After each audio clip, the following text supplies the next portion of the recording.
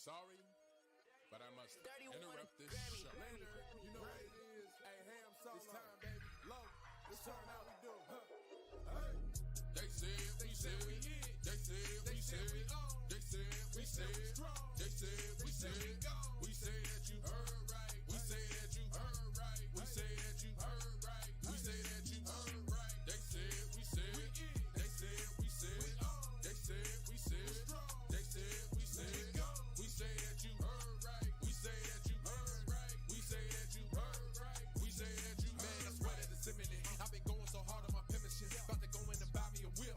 And I pull that shit fresh off the dealership. I can leave you on red like an Xbox. Got me laughing at you like you red fox. Got you chasing hot wheels like a matchbox. EA running the game and it don't stop. Super cold like I'm playing for Blizzard. Got you all in my sights like Red Dead Redemption. Never gonna slip on my pimpin'. Better get out my way, bitch, I'm on a mission. Really ain't no competition. I'm steady grilling opposition. I'm get up and ready to win. They can play it how they play, but fuck what you say. I'm getting this money today. Last of us like a dying breed. Down the ride like a noble steed. Fatality moves, I make you bleed. That's on any game, that's on any screen. Shut up and give me your money. They said we so lit. Even if I take an L, we coming back just to show that we don't quit. They said we hit. They said we on. They said we strong. They said we go.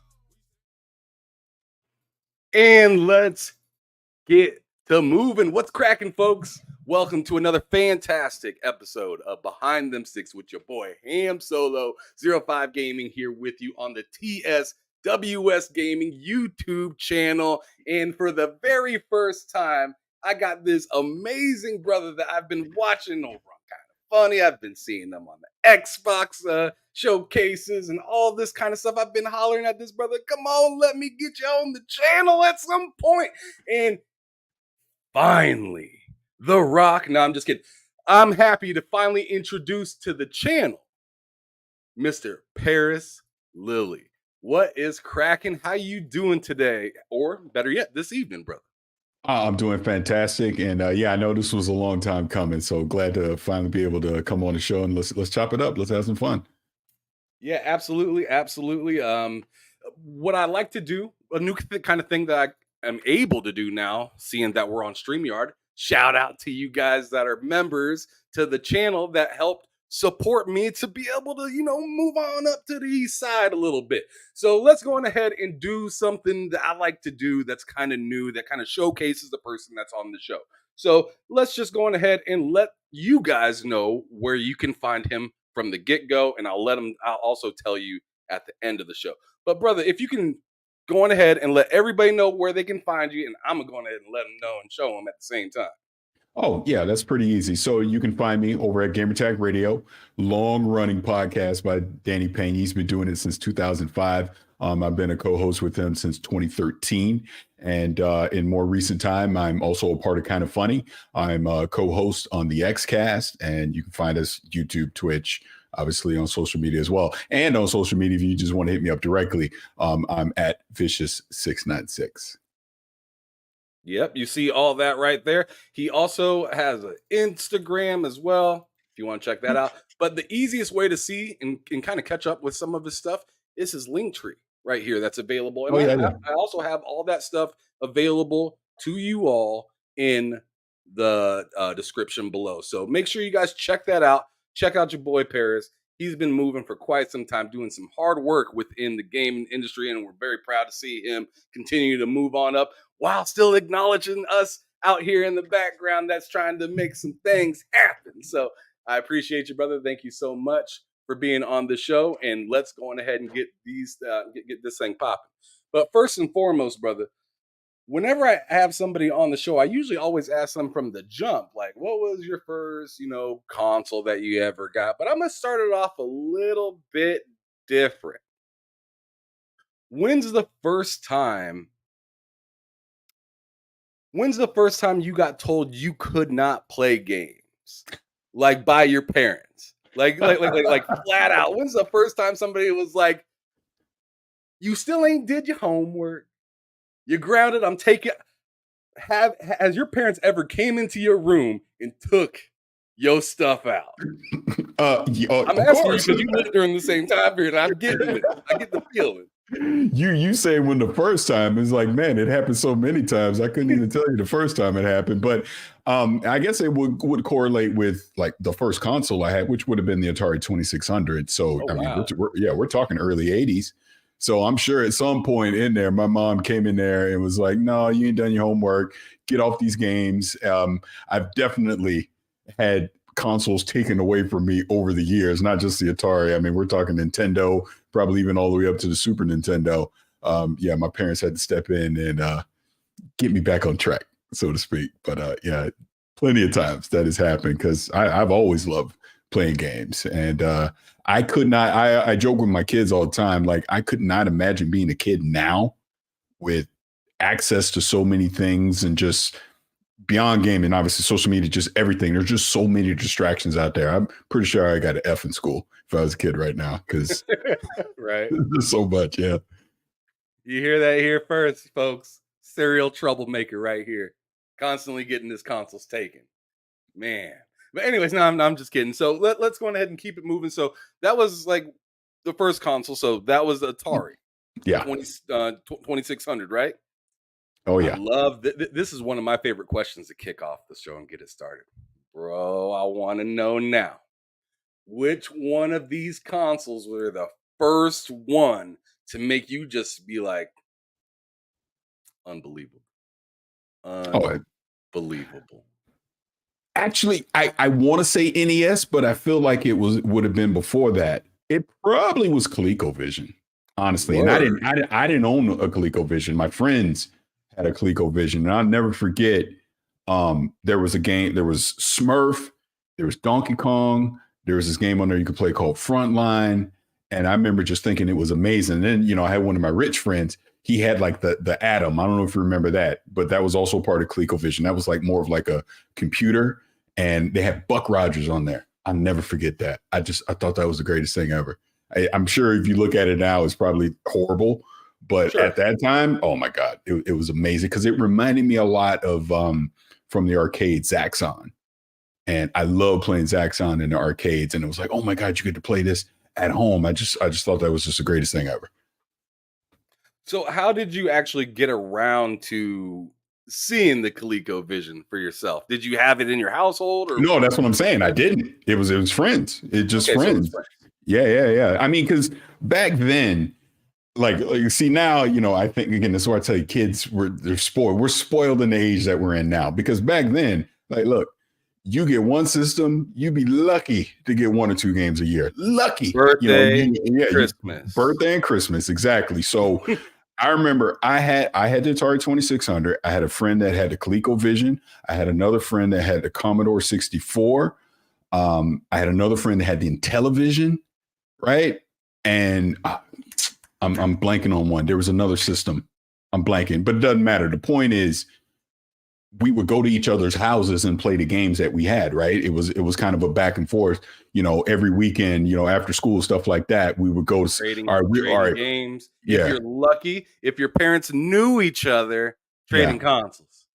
If your parents knew each other, and you'd get so lucky if you could do that. 90% of the time, it's like if they break it, they ain't gonna buy you a new one. Are you sure you want to do that? No, let me tell you, that was not happening in my house. My mom would have been like, "What the hell are you going with that?" No. Yeah. See, by that time, see, my brother's 13 years older than me, right? Yeah. So my mom already went through that whole charade with him, So when it came to me, I was kind of only child by that time, and she was just like, I ain't buying you another one. Do what you gonna do. She was a single mom. So she was exactly. Like, you know what? Now, if you break it, it is what it is. Exactly. Now I did get lucky, and this would have been not to make this sad or anything, but my stepfather, when he got really sick and then he had unfortunately passed away around this time, my mom got me the Vectrex. And I don't know what hustle she did or whatever, but this has been like 84 up in there somewhere. It's but like a whole computer. Yeah. And I thought that was wild. It was like its own thing. Like, oh my God, it's its own monitor and the controller's attached to it. And what was the game on it? Mine. I want to say Minesweeper. That doesn't sound right. It was Mine something, but it was like a knockoff Asteroids game. Yeah, and then there and was you're like flying around the sides and yeah. shooting and spinning and stuff like that. Yeah, and then Berserk was on there as well. And then you would have like these overlays that you would put over because it was a black and white screen, Right, and then you color. put like these color overlays on it in the style of whatever the game was, and that's how you would play it. I remember thinking that was the coolest thing. And again, because I'm the one that had it, everybody's coming to my house and we all go play. You know what I'm saying? That was like those early days before the NES. And then when the NES came out, so this would, because I always say it's my Red Ryder BB gun moment.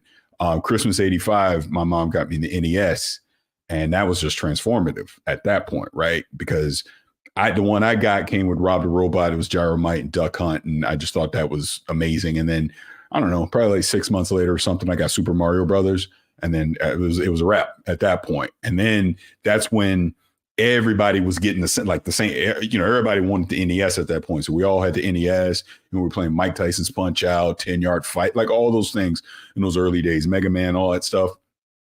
Yeah, and then when Tecmo Bowl came, I mean, that was every weekend. We were doing tournaments and stuff, just all our friends getting together. It was just, all right. I'll just say it's one of those things where you move on. To me, as great as gaming is now, and gaming is obviously amazing and all that kind of stuff, I wouldn't trade those moments for anything in the world. And I'm about to bring up another moment that you may not want to trade real quick.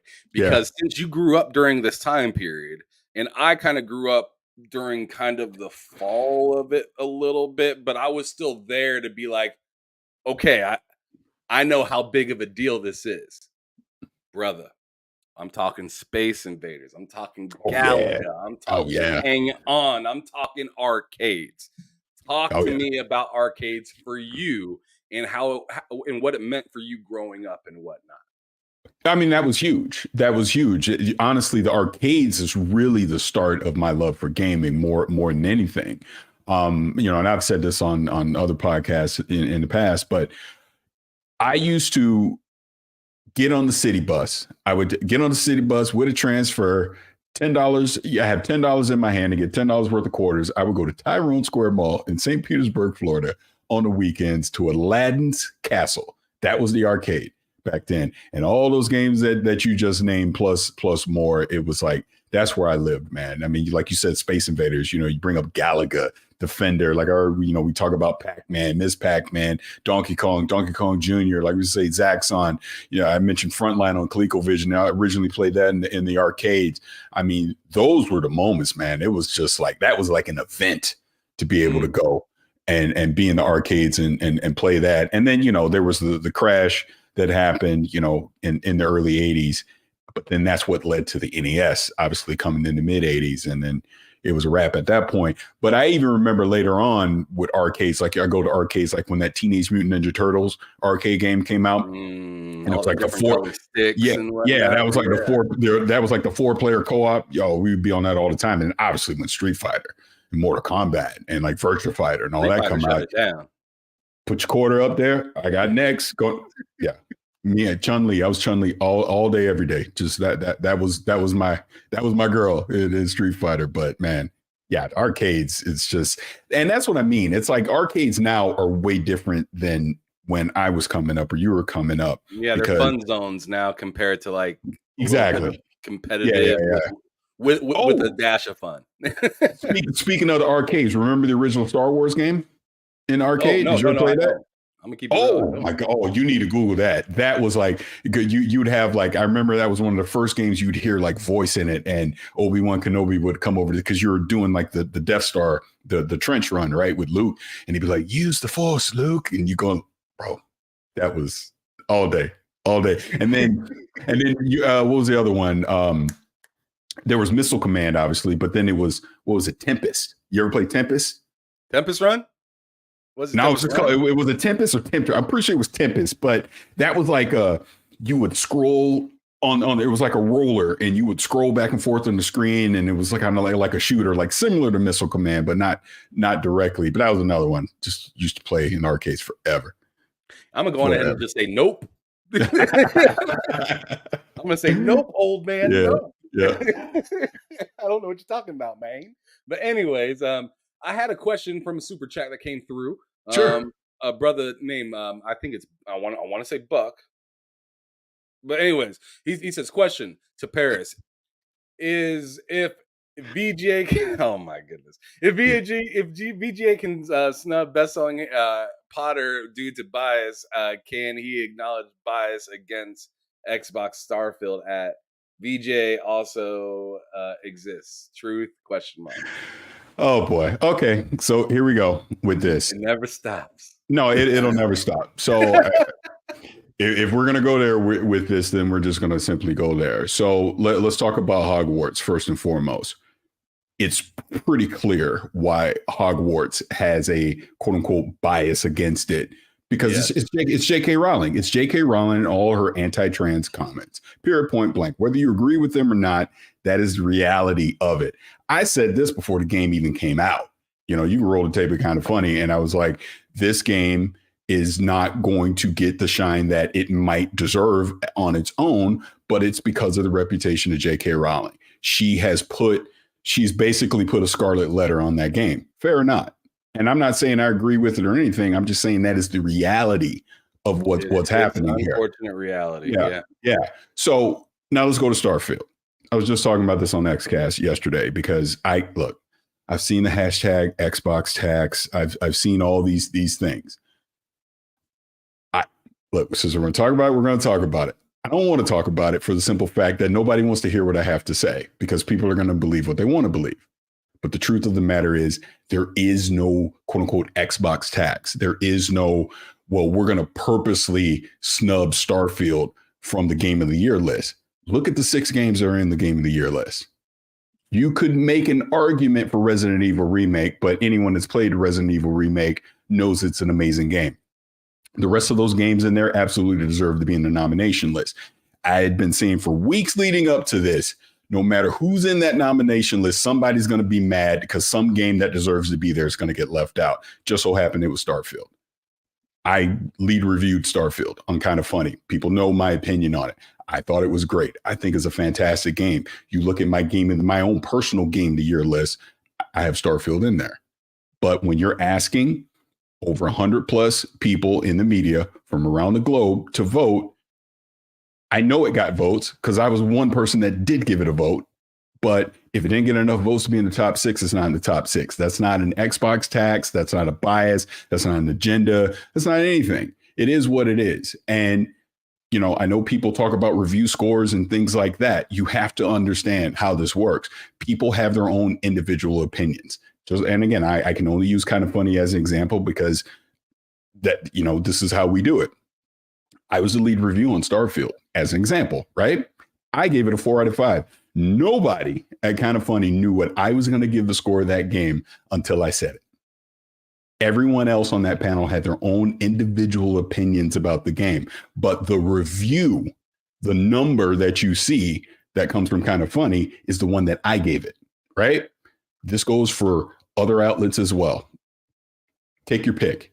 Whoever did the lead review for it is the one that ultimately gave their opinion and put a score on it. Everyone else that works there might think differently. And I can tell you, there are various opinions about that one particular game from across the media, because I have a lot of friends in the media and we talk. I had many conversations, but again, because we're sticking on Starfield, many conversations face to face with some people that I knew that were reviewing that game. And we had conversations about it and what they thought, what I thought, and it was varied. But that's okay, is the whole point here. If you like the game, love it, play it, enjoy it. Don't let what someone else thinks or a number dissuade you from how you want to feel about a game. The Game Awards, I love, it's a great celebration to be at in person. But no, do I take it seriously in the fact that everything, like if my game doesn't win, that I'm going to be upset? Of course not, because they're all great at the end of the day. But gaming's subjective. It's your opinion on what you think. And for the people that think there's something against Xbox, just look at everything that Xbox did this year. Other than Redfall, it's pretty darn good. It actually was. I agree with that. Go enjoy that. That's all I'm saying. I think too much energy is wasted on worrying about your favorite brand or your favorite game not getting the shine that you think it deserves. You can't worry about that. Just worry about it. Go ahead, please. I'm going to say something that I firmly believe, but at the same time, the reality is just the reality of it. I do believe that there is some sort of tax somewhere. Whether it's consistent in one place or another, I don't know. I do believe that, but at the same time, I'm not going to sit there and have it ruin my experience. And that's the point. Exactly. Like, Starfield could have got it could have still got into this, right? And my hours on Starfield wouldn't have been any different. You know what I mean? Mm-hmm. Like, I play games that are talked about as not being that great all the time. I know some people watching this may not like that, may not like this, but I was enjoying the heck out of Forspoken last night. Believe it or not, I was actually enjoying the heck out of it because, you know, it's a game I look forward to. I just didn't want to spend $70 on it. I didn't believe it was worth $70, in my opinion. Right. So I waited for it to go on sale and I bought it for $17.50. But I'm enjoying it for $17.50. You just have to find what it's worth, like, in your opinion. Yeah, and then of course. Run with it based on that. Like I said, my opinion's different than Parris. We're not supposed to have the same opinion. We're two different people. Exactly. But at the same time, neither one of us are going to sit here and let this ruin the end of the year. Or I'm still going to tune in and watch the Game of the World show, the Game of the Year show, or, you know, the BGAs or whatnot. I may not love everything that's happening there, but I'm still a gamer. I'm still going to support because I still want to be able to go to events like that. So I'm not going to sit there and say, "Oh, shut it down," protest and all that. I want to go to at some point to some of these things. I just don't have to believe or love everybody else's opinion. I can still have my own opinion and enjoy these shows and enjoy these video games and whatnot. But anyways, I got a couple of these super chats to read off real quick, and then we're going to keep it moving because I don't want to get stuck on this one too long. We got to talk about some other stuff. But Buck comes back and says, Ham, come correct. Microsoft Activision was the most controversial story in 2023, more controversial than Potter in media. If Potter took a hit, why not Starfield? And see, I mean, this is kind of where I kind of agree a little bit, not completely just with Buck, but I just say, if you're able to look at Hogwarts and just say no, no, no, I feel like you can do that with other games. That's just my opinion. Whether you believe it or not, argue with your mama. Not my problem. But anyways, the next super chat was from John Wolf saying, Parris, appreciate you giving love to good people like Ham Solo. This is something you do amazing. Tell us about your history with Sonic Tax. Oh, snap. I gotta put that up here. Sonic Tax. Talk about it real quick, Parris. Talk about your it's running Sonic and how you like to troll Everborn. Yeah, it's just trolling Everborn. I love Sonic. I absolutely love Sonic. And Sonic Superstars was good. He knows this. We just mess around, joking around, because he was crazy enough to say that Sonic Superstars was going to outsell Mario Wonder. I was like, you have lost your mind. I go, Mario's the GOAT. Mario is literally the GOAT IP in gaming. There's no way that Sonic was created in response to Mario, so Sega could try and compete against Mario. Yeah, and that's all it is. We just have fun with it. But no, Sonic Superstars actually was a pretty good game. A lot of fun. But it's no Mario, and that's all it is. But that's not a bad thing. It's just a different game. That's all. All right, and then the next super chat is Mr. Joanna Dark coming out with a $5 super chat saying, and you already answered half of this question, so I want you to mostly just focus on the second half. But he says, Parris, what are your thoughts on Hogwarts not getting a nomination? You already answered that one, but then he says, why are the devs being penalized for J.K. Rowling's comments? It's not their fault. I feel like you kind of answered that a little bit as well, but I agree. I completely agree. It's not their fault, and it's not fair to them for all the years and the hard work that they put into making this game and it not getting the shine that it properly deserves because of its creator doing the things that she's done over the past few years. And that's all it comes down to. Again, nobody has to agree with this. Everyone can not like it. I don't like it, but it's the reality of it. It's just, this is how this world we're in now. It's how it works. If someone's quote unquote been canceled or however you want to describe it, then you're not going to see the support for something that was their creation. You're just not. And that's why you're not seeing Hogwarts Legacy get nominations. Now, I have personally not played it, so I can't judge it, how great it is, how bad it is, or whatever. I'm only going by word of mouth that it is a pretty good game and probably should have shown up on some nomination list for this Game Awards. But I'll just say, just like I said with Starfield, I mean, it's like, okay, it didn't get nominated. You're not happy about it. But it's not the end of the world either. If you love Hogwarts Legacy, go play Hogwarts Legacy. Don't worry about what, media people are saying or, what, or a number that you saw on a tweet. If you love the game, go love the game. Doesn't matter what it is. Yeah. And there's one other thing I wanted to bring up to kind of rile this thing in a little bit. Keep in mind, Jeff Keighley doesn't want the smoke. He doesn't. And I'll tell you two things recently that happened that will let you know he doesn't want to deal with anything hot button issue. He's got rushed on the stage twice. Yeah. Right? And I was right there for the first one. I was sitting right there for the first one. Yeah. Game Fest. Yeah. No, it was Gamescom. It was the end of the summer one, right? Yeah, it was Gamescom. Gamescom, my bad. Gamescom. Close. But anyways, yeah. Once for that whole GTA thing and another one for the whole Bill Clinton thing, right? So he does not want somebody running up on stage and throwing some paint on him or something.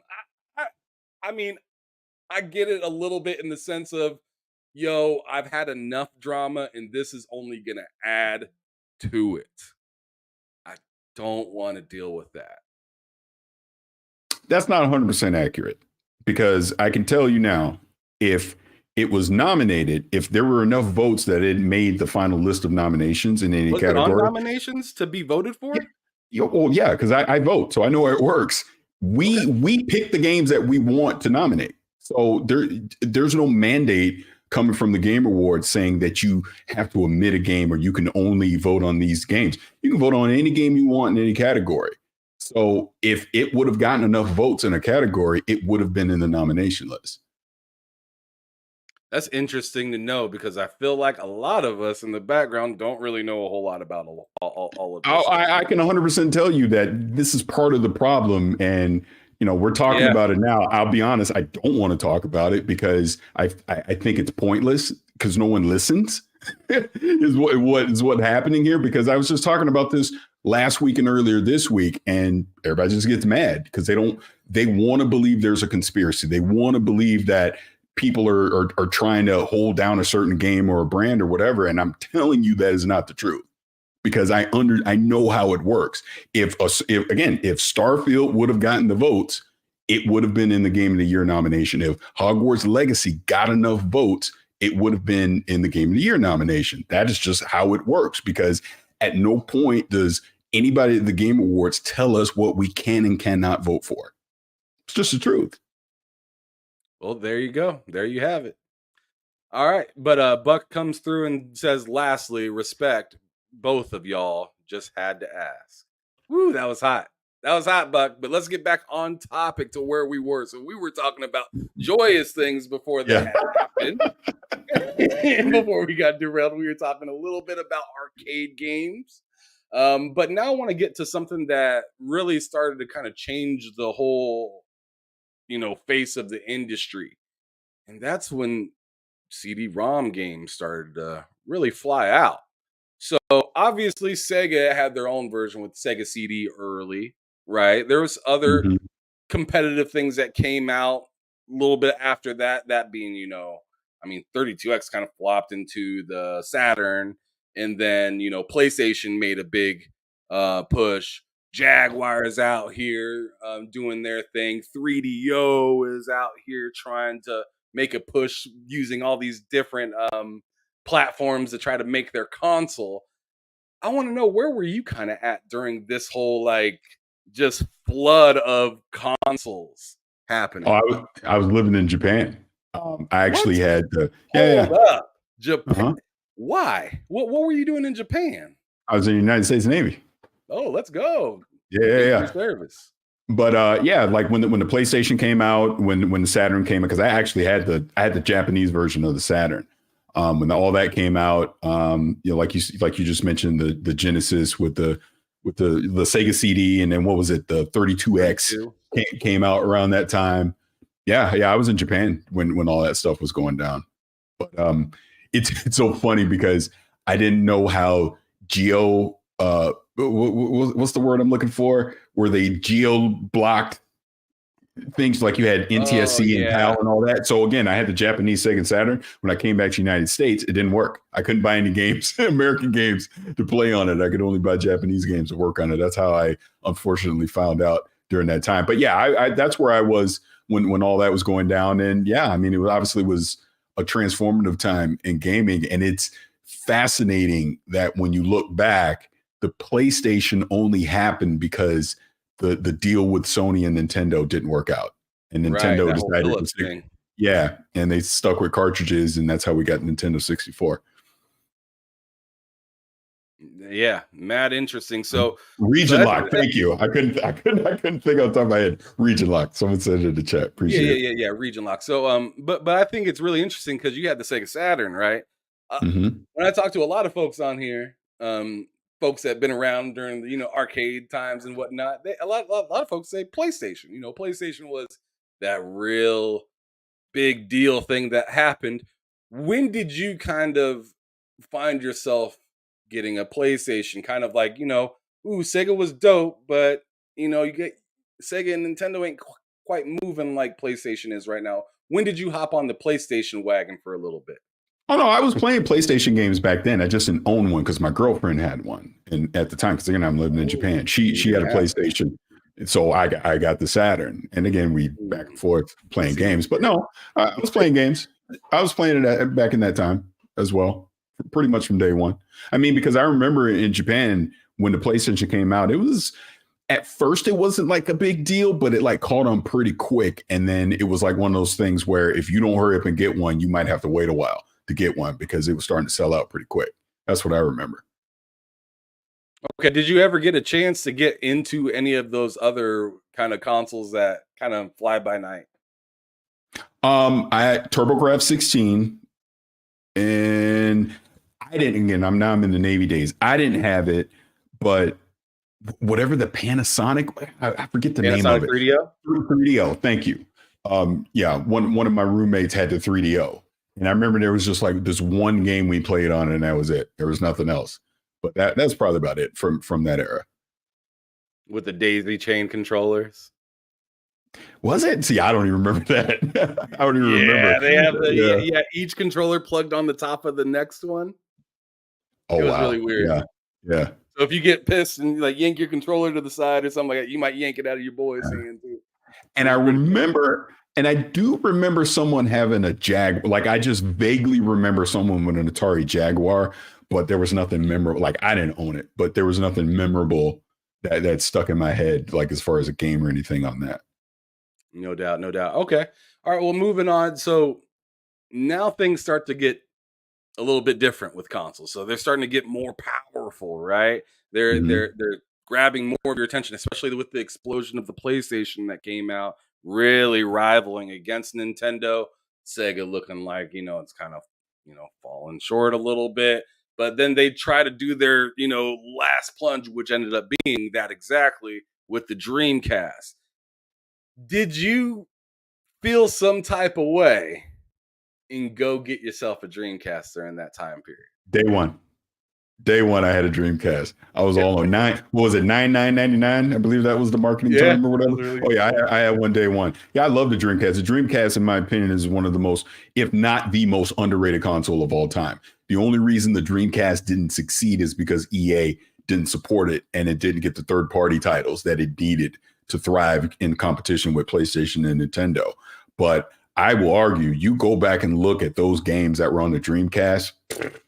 I mean, dope. I'd say to this day, it was it 2K or no, it was NFL 2K1 when they went online. I mean, I was like, this is the most amazing thing ever. I'm literally trash talking on a keyboard, right, over 56K modem. And I'll never forget, the first game I played was the Buccaneers against someone was Buffalo, and they were and I'm on the West Coast, and they were on the East Coast. And we were communicating and playing against each other. I thought that was the coolest freaking thing ever. You know what I mean? Virtua Fighter on there. Yeah, I mean, yeah. You don't have an Xbox without the Dreamcast. Actually, when you really think about it, this is what inspired Microsoft to then jump in and create the Xbox. But you look at what Sega was doing in the late '90s and then early 2000s with the Dreamcast. They're a little bit ahead of the time with a lot of that stuff. I mean, think about Sega Net. Obviously, we're talking about online play. They had the memory card thing in the controller and all that. I mean, they were ahead of the time. If it would have had more if they had more third party support, you could argue Sega might still be, as far as hardware goes, they might still be around today. Yeah, in fact, what's crazy to think about is people are still making Dreamcast games to this day, which is nuts. So keep a lookout if you're still a Dreamcast fan and you have a Dreamcast. You still get some games. You might just have to do a little rigmarole to do it, to get it. But anyways, keeping it pushing a little bit. So now the Dreamcast is out the way and the three towers come right after the Dreamcast or while Dreamcast is falling, right? The three towers arise. That is, PlayStation rising up real high, Nintendo, but as they say in Smash Brothers, new contender or a new person entering the ring or something like that, right? Xbox is here. And not only are they here, but they're doing some wild stuff with their console that you didn't really, or maybe not, maybe you did, but I sure as heck didn't expect, right? I was, with those three consoles, the first one I got actually was a GameCube. Believe it or not, that was the first one I got. Which of those three were the first ones that you got? Wait, because we're talking Xbox, GameCube, PS2 and then GameCube. PS2. Wait, wasn't the PS2 already out? It was already out, right? So I would have had the PS2 before the Xbox. Right, yeah, the Xbox came out. Yeah. And so did the GameCube. In fact, GameCube came out later too. I thought the GameCube came out right after the Xbox. Let's put it this way: my memory's a little fuzzy in that time frame. Yeah, but I know GameCube and Xbox were the last two to come out. Yeah, because matter of fact, I literally just tweeted it today because it was the 22nd anniversary of Xbox yesterday. Because I've told the story before, but I went to CompUSA on the day that the Xbox was coming out because I had to go there to pick up something. So I'm like, oh, let me go up to CompUSA and go pick up whatever. And I got there like as it's opening and there were people standing outside. And I'm like, what are we standing outside for?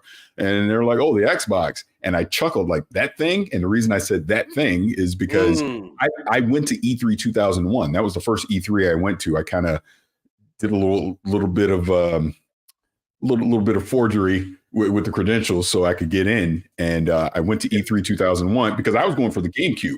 As a matter of fact, I was super excited about the GameCube because I knew Luigi's Mansion was coming. They were showing that Zelda game, all that stuff.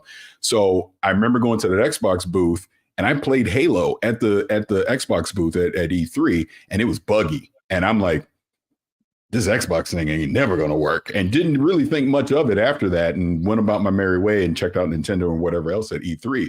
So by the time we got to November, when the Xbox came out, I forgot. So I just so happened to be there at the launch, walked into CompUSA, decided, what the heck, I'll buy one. And I bought that. Wow. Dead or Alive 3, and I bought Halo, and I didn't play Halo for like a month after I had it. It was just sitting there. And then Were one you day nervous after your last experience? well, no, I just didn't think much of it. I was just whatever, because I remember shooters back then, like I was huge into GoldenEye, Perfect Dark, things like that on the console. I just didn't think much of Halo on the Xbox. So, but when I will I'll fully admit though, when I did decide to pick it up, like I said, about a month later and going through that campaign, I was instantly hooked. I go, wow, this is amazing. I've never had an experience like this. Oh, with a first person shooter on a console before. It was transformative. And I was pretty much all in from that moment, with Xbox and Halo, because I was doing like LAN stuff. There was like the X-Link Kai thing that you could do. So you could trick it to be online and you'd play against people and all that stuff. But to your point about Xbox kind of being ahead of the curve at the time, the fact that they had a hard drive in there and they had broadband in the console, that is literally what made me upgrade to broadband internet, because then in early 2002, I got in the Xbox Live Alpha.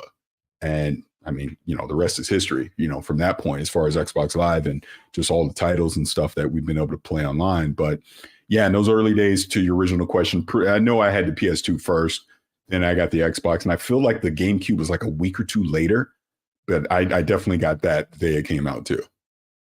Oh wow! So you were all up in all three of them.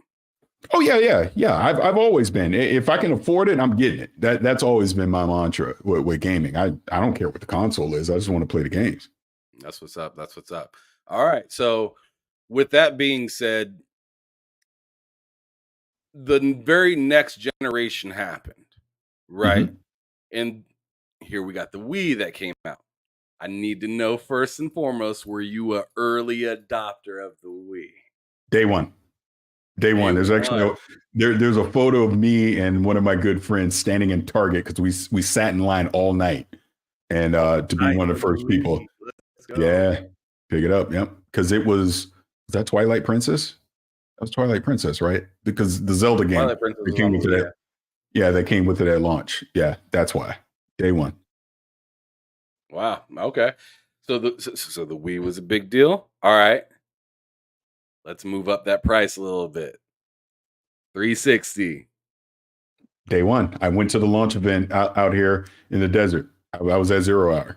I had day one. I was one of the first people in the world to get it. Matter of fact, the way 0 Hour worked, we got to play all the launch games 24 hours straight ahead of the launch in a hangar out in the desert. I was there. I still have the hoodie to this day. Matter of fact, I got the faceplate right behind me in the cabinet that you got from 0 Hour. Yeah. Day one. So I will answer your question to everything as far as the console goes. Day one. All of them. Day one. All right. So then I got a question kind of broadening off of that a little bit. You were talking about how you went out to that desert and whatnot, right? I want to know what was the atmosphere around Xbox in comparison to the big, how you felt when you walked into Comp USA compared to now you're in the middle of a desert partying with the next gen console. Like, what was kind of the shift that helped you really kind of feel comfortable? Well, think about what happened from 2001 to 2005. Xbox Live, Halo 2, right, as an example, right? Ghost Recon on there, Rainbow Six, like all these online games. And I was actually a part of a online community. It was called the Adult Gamer, and it's basically, adults, getting together gaming every night. So we would have, meetups, all this stuff online during the week, the weekends, all this, playing all these various games. Like, as an example, I remember midnight, November 9th, I guess that would have been 2004 when Halo 2 came out, went up to GameStop at the midnight launch, came home. We all jumped online and played online till literally daylight, probably 6, 7 o'clock in the morning. Like this is what hooked me into Xbox and the community and everything, being able to play online with people from around the world. So by the time you fast forward to 2005 and now the 360 is coming out and we see that launch lineup that's coming, 100%, I'm all in. And think about it. that 0 hour was like this contest that they did that, you'd entered and, if you got picked, you got to go. People were literally coming from all over the world to go to that at that time. I'll never forget that. It was an amazing time. I mean, I got to meet Jay Allard. I got to meet Peter Moore, G4 was big back then. So like Adam Sessler was there talking. There's like all these people at that time. And again, I'm not podcasting. I'm not doing anything. I'm just Parris the gamer. So I'm just super excited to be there. And I remember I took one of my good friends with me. And like I said, we had a blast, just literally stayed up all night playing it into the next day. And then obviously 9:00 that night, they rolled the Best Buy trucks in and they had all the 360 consoles. We picked up our consoles and went home. And guess what? We hooked it up and kept on playing. So it was amazing. I got to ask you now, like, brother, like so the Xbox community has always been pretty outside when it comes to talking to, the people on the ground, the people actually, putting the time in on their video games, buying their consoles, supporting their system. I want to hear from you why you think that tradition has stuck around as long, and do you think that it will continue, seeing that Microsoft is growing exponentially compared to what they were previously? Well, I think it's just going to continue because I think the community is just very passionate, and I would not just limit it to Xbox. I just think it's gamers, period. I just think they're very passionate. I think Xbox is way more public facing than Nintendo or PlayStation. That's why you see it more, because their leadership group interacts more with the actual community. So I think because of that, you're seeing more interactions online and you're seeing people be more public facing with their passion. But I'll tell you right now, man, you go to one of these fan fests or whatever. I mean, these are some of the most hardcore fans that you could possibly imagine. And they are all freaking in, when it comes to Xbox being more specifically. But like I said, I think that same passion is with PlayStation. I think it's with Nintendo on down the line. You go to these gaming events and you see how dedicated people are. So no, I don't think, no matter how big any of them get, I don't see it slowing down at all. If not, if anything, it's just going to grow even more. Like I'll take you this side example. I know they don't have the best image right now with the public, but just Bungie with Destiny. I've been huge in the Destiny community since day one. And again, that's another community that's just super passionate. Go to any of these events. Like I was lucky enough when Destiny 2 was coming out and they called it the reveal event. And they had basically the passionate community fans come out to that event. And we were like the first to get hands on with Destiny 2. And it was freaking awesome, man. I mean, that is literally why I keep doing what I do, because I love being a part of the community. I love gaming with people. I love having fun, talking about games and doing all that kind of stuff. I mean, I know, obviously people see me give my opinion and sometimes they don't agree with it. And you have that back and forth, which is fine. But at the end of the day, when we're actually on the sticks and playing and talking and having fun, that's what keeps me going. So no, I don't think it's going to stop at all. Okay. And then with that being said, if things really start to pan out and look wildly successful for Xbox moving forward, do you think that there's any chance we start to see maybe Nintendo or PlayStation be more vocal and, more willing to engage with their communities? I feel like Nintendo's okay at it sometimes, but I feel like personally, and I could be wrong, you'd know better than me because you're more in there. But I feel like sometimes it feels like Sony's door is always closed, and it's really hard to really get any kind of inkling of what's going on behind that door. Yeah, it's funny. To answer your question first about Nintendo, no, Nintendo almost shouldn't even be in this conversation because Nintendo just feels like their own separate entity in gaming, because Nintendo does Nintendo. Nintendo don't care what nobody else is doing. They're like, we're doing what we're going to do. Y'all going to buy these games. You're going to play them and like them. And that's just how it is. I'm serious, because watch when the Switch 2 comes out. There'll be something about the Switch 2 that we won't be happy about. And we're just going to shrug and go, okay, here's the money. Give me the Switch 2 and give me the new Mario. That's what's going to happen, because that's Nintendo. And that's the reputation that they've built over the past 40 years, that they get to do that. But to your point about PlayStation, I do wish they were a little more interactive with the community. I think like back in that 2013, 2014 era, like when Adam Boyce was there, I think, Gio were there. I think that's where they need to get back to. I really wish they would get back to that point in time where they were a little more public facing in that way. Now, clearly they are doing just fine as far as selling consoles and their games are amazing and all of that. So do they need to do it? Probably not, but I wish they would. But that's just a personal opinion. Okay. So we talked about all the stuff that happened yesteryear for you a lot. And you've already pretty much acknowledged that day one for the consoles, pretty much from the Xbox on. Yeah, I'm trying to think while you're saying that, I'm trying to think right now, what's the last major console? Let's just talk the big three that have not gotten. Man, I can't. I know. I think they've all been day one because I think since the Nintendo 64, I've definitely gotten every Nintendo console day one. The Super Nintendo, I didn't, but since the N64, I did. Obviously, every Xbox I've gotten day one. And yeah, I mean, since PS2, I got PS2 day one. And yeah, I got PS3 day one, PS4 day one, obviously PS5. So yeah, I mean, I've been day one with everything. Gotcha. Okay.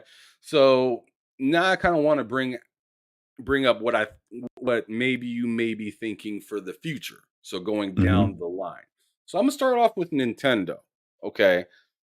Do you buy anything about the leaks about that whole 2-screen thing where it looks very much like a Game & Watch or something like that? Do you think just the fact that they came out and spoke on the leak, that there's any kind of meat and potatoes to that? Or do you think that they nixed that and we are just way too excited? I think we're just way too excited. If it's not broke, don't try and fix it. So why would they deviate from the Switch model right now? It doesn't make sense. So no, I don't think so. It sounds more complicated. What sounds more complicated? Just having that like whole 2-screen thing in comparison. Yeah, exactly. And they did that already. Yeah, they did it already. It's called the DS. So why would they go back to that? I don't see them going back to that. Okay. So Nintendo's out of the way. All right. Now I want to talk about PlayStation. So PlayStation has had a wild year. Some would say lackluster. Some would say kind of average. In my opinion, I think it's been pretty rough in my personal opinion. And then obviously with some of the news and stuff that's going on, it's just been a constant kind of lackluster year, in my opinion, when it comes to first party and what they showed off for like their showcases and whatnot. Like, not saying that all the games were bad or anything. It was just like we were looking for like that one Sony thing to drive it home and make you be like, yo, you got to watch out for that one right there. But instead, it was like a lot of third party stuff that was like, oh, that's okay, gotcha. Like Phantom Blade Zero, that looked amazing. In my opinion, I'm like, is that real? But anyways, going on, I want to know kind of like with the whole Jim Ryan thing happening and Bungie and all this other stuff, how do you feel they continue 2024 and beyond? So let's forget about the rest of this year and just say 2024, starting pretty much with Final Fantasy VII Rebirth and on. I mean, I think they'll be fine ultimately. I know there's been some recent rumblings that Wolverine potentially could make it into 2024. I've always thought 2025 for that game, but if that was able to sneak into 2024 and they can come out and announce, what else they have planned for 2024, I think that would be ideal.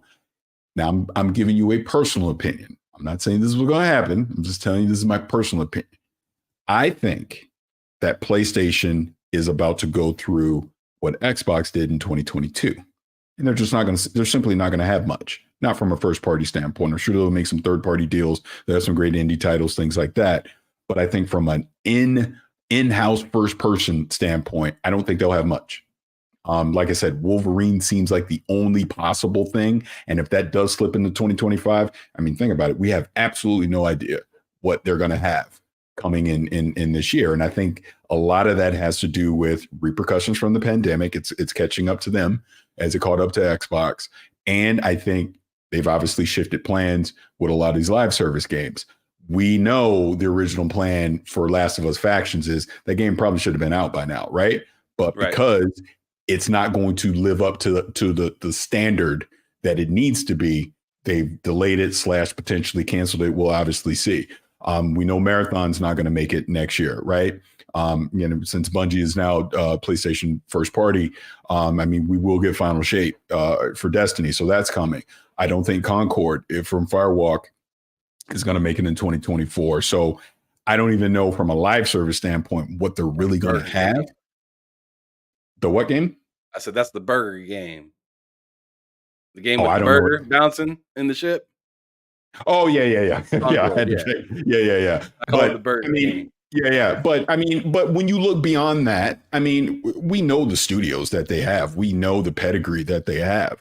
I would say once we get into 2025, 2026, they're going to have a boatload of games. They're going to have a ton of stuff. I'm personally not worried about Sony. I know a lot of people seeing Jim Ryan leave. I personally just take it at face value because we'll never know the true story on, was he forced out? Did he truly retire? You just simply will never know. So I'm not going to waste brain power trying to figure that out. Obviously, there's been some other shakeups that have happened there, but I think for the better. They were relying way too much on live service, in my personal opinion. I think live service, like we're even seeing it right now with the Suicide Squad game right now. It's like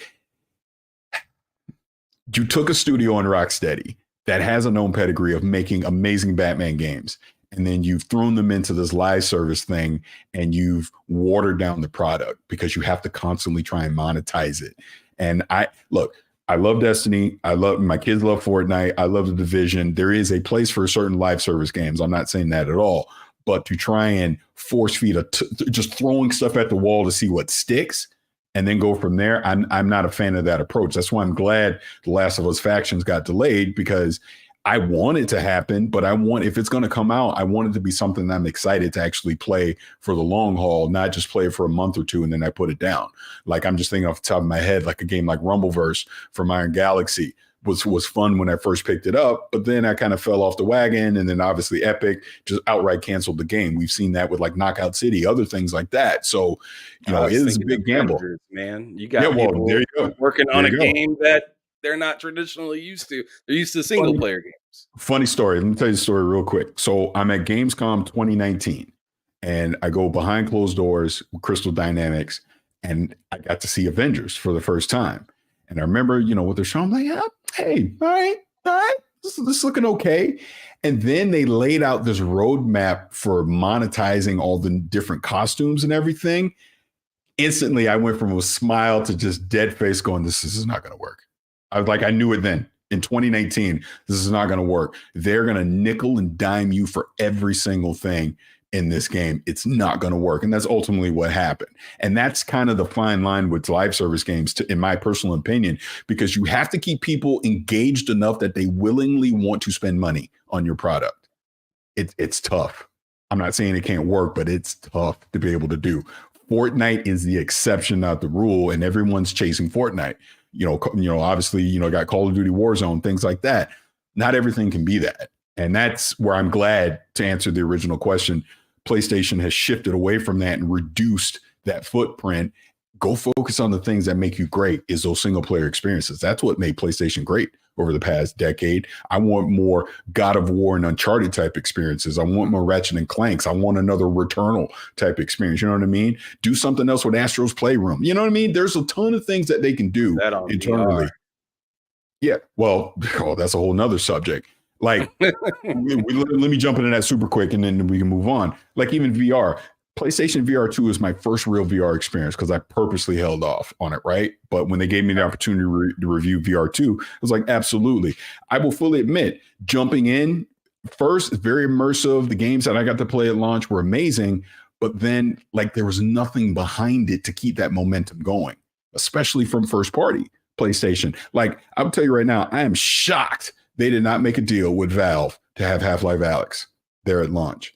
That's a system selling type of VR experience. Right. That's the kind Everybody of thing was asking about that game. Yeah. So they got work to do in that aspect. So it is, just to wrap up what I'm saying about PlayStation, it'll be interesting to see what they say in the new year about what we can expect in 2024 going into 2025. Because to your point, not only do they got to, fill in the PS5 crowd, just the normal games that we would expect, but also the VR crowd as well. If you want that thing to truly succeed, you got to give us content or people are just going to collect dust. That's just the truth. I personally, like, just to close off the subject, I just feel like it's kind of weird that it feels like after an Insomniac game, I'm waiting for the next Insomniac game. How do you feel about just that statement? I would agree with you in the sense that anytime I see something from Insomniac, I'm super excited for it. Like, yeah, I'm waiting for No, what I'm saying is, like, it seems like that's kind of been this generation for PlayStation is mostly. Oh, I see what you're saying. Yeah. I get your point. Yeah. I mean, and you're mostly correct on that. I think, they had some good momentum last year, obviously with Horizon Forbidden West. We had Returnal the year before that and another Insomniac game, Ratchet and Clank. And then we obviously had God of War, a year ago. But this year, just to your point, has just basically been Insomniac. And it goes back to what I was saying before. We just simply don't know what else we can expect other than another Insomniac game. So I get you on that. They got to start showing stuff from their other studios at some point. No doubt. I definitely want to hit into the next subject. But before we do that, we have to hit Xbox, of course. So Xbox. And I've been telling everybody this generation that both Xbox and PlayStation, they've both had good years and they've both had bad, right? So, PlayStation looked good 2020 went on the rollout of the consoles and whatnot. They had, Astro's Playroom, Miles Morales to play right then and there, the remastered Spider-Man and, some other great games, Demon Souls, I believe, right? So there's that, but then 2021 Xbox did phenomenal. They won Publisher of the Year. You had great games like Halo Infinite came out that looked good on the rollout for sure. Let's not talk about the rest of it, but then Forza Horizon 5 was phenomenal. Psychonauts was up there for Game of the Year. Yep. So I mean, phenomenal year there, but then 2022 came. God of War looked good for PlayStation. Horizon Forbidden West, Gran Turismo, and they had some really good caliber games in their in their portfolio there. And then you're waiting on the PlayStation VR 2, hearing about that towards the end of the year, right? How it's going to be coming out. Then 2023 happens. Xbox looks good at the beginning with Hi-Fi Rush, kind of slips down with Redfall, but then picks up its chin and then drops Starfield and has excellent Game Pass games and then adds on Forza on there, and they close the deal, which is a big deal, right? I mean, massive deal, biggest deal in history. So with that all happening, and then on top of all that, Xbox had the good year, but their 2024 is also looking good. For the first time, it seems like we're going to get a consecutive year of good Xbox. It's not going to be 1 year good, year off. 1 year good, you're off. It's going to be good year, and then potentially, I'm not going to say it is yet because you never know, but potentially great year or, just as good of a year, right? With this upcoming one. I want to hear what your kind of thoughts are for the future of Xbox and how it kind of looks, especially with this whole deal being closed. And then I have a little teensy kind of question to add onto it at the end. Do you think Lena has any chance of stopping this train at this point? I'll answer the second part first. No, that train's out of the station and nothing slowing it down. But to your point, no, okay. I'm actually, I think you echoed a lot of my thoughts that, they started off this year strong, had to stumble obviously with Redfall. I feel like they're ending the year pretty well, with the lineup they have, but then you look ahead to 2024 and beyond, it's looking pretty good. I mean, I still in my brain put Activision to the side. So even in this conversation, I'm putting Activision to the side focusing on what they have right now with Xbox Game Studios and Bethesda, when I look over the next 3 to 4 years of a roadmap of the studios and the potential titles that we're going to get from it, you're damn right I'm excited for it. And I'm really looking forward to it. I think there are some excellent opportunities for them. And again, I'm going to echo what Matt Booty and Phil Spencer have both said, that they want to get to that cadence of a release every quarter. And it's looking like they're finally getting to that place where they can start doing that. So these are their words. So this is now an expectation from me, as a consumer, as a gamer, that this is what I want to see coming from their internal studios. Not to mention, obviously, the partnerships and the deals that they do with Game Pass, the indie titles, third-party titles that come in. I mean, there's a lot of content that I am now expecting to come from Xbox over the next 2 to 3 years. I mean, I can tell you right now, Avowed is something that I'm very excited for just because of who's making it. Obsidian. Obsidian, in my personal opinion, is one of the best developers in the world, who now has the actual financial backing to be able to make the things that they want to make. So yeah, I'm excited for Avowed. I think about a Hellblade 2. I still think we need to see a little bit more from it. But I mean, that is literally the first game that we got to see of this generation. I think about what Compulsion Games is doing with South of Midnight. I'm very excited for that. As an example. Hey, look, we will see on Fable, because I think Playground Games is a fantastic developer, but they are doing something new outside of what we've typically seen from them. So, but this is one of the tentpole IPs for Xbox, so they can't mess this up, right? Yeah, so, it ain't going to be a Redfall situation, but we're hoping. I'm hoping it's like a Hogwarts situation, in the sense of the last thing you remember them making is cars. And now you see this and you're just like, how did they do that? Like, yo, that's crazy, right? But of course I got to throw a little dirt in the wounds, because I did that with, Nintendo and PlayStation a little bit. So I got to hear what your take is, because you said now my expectations are here. Right?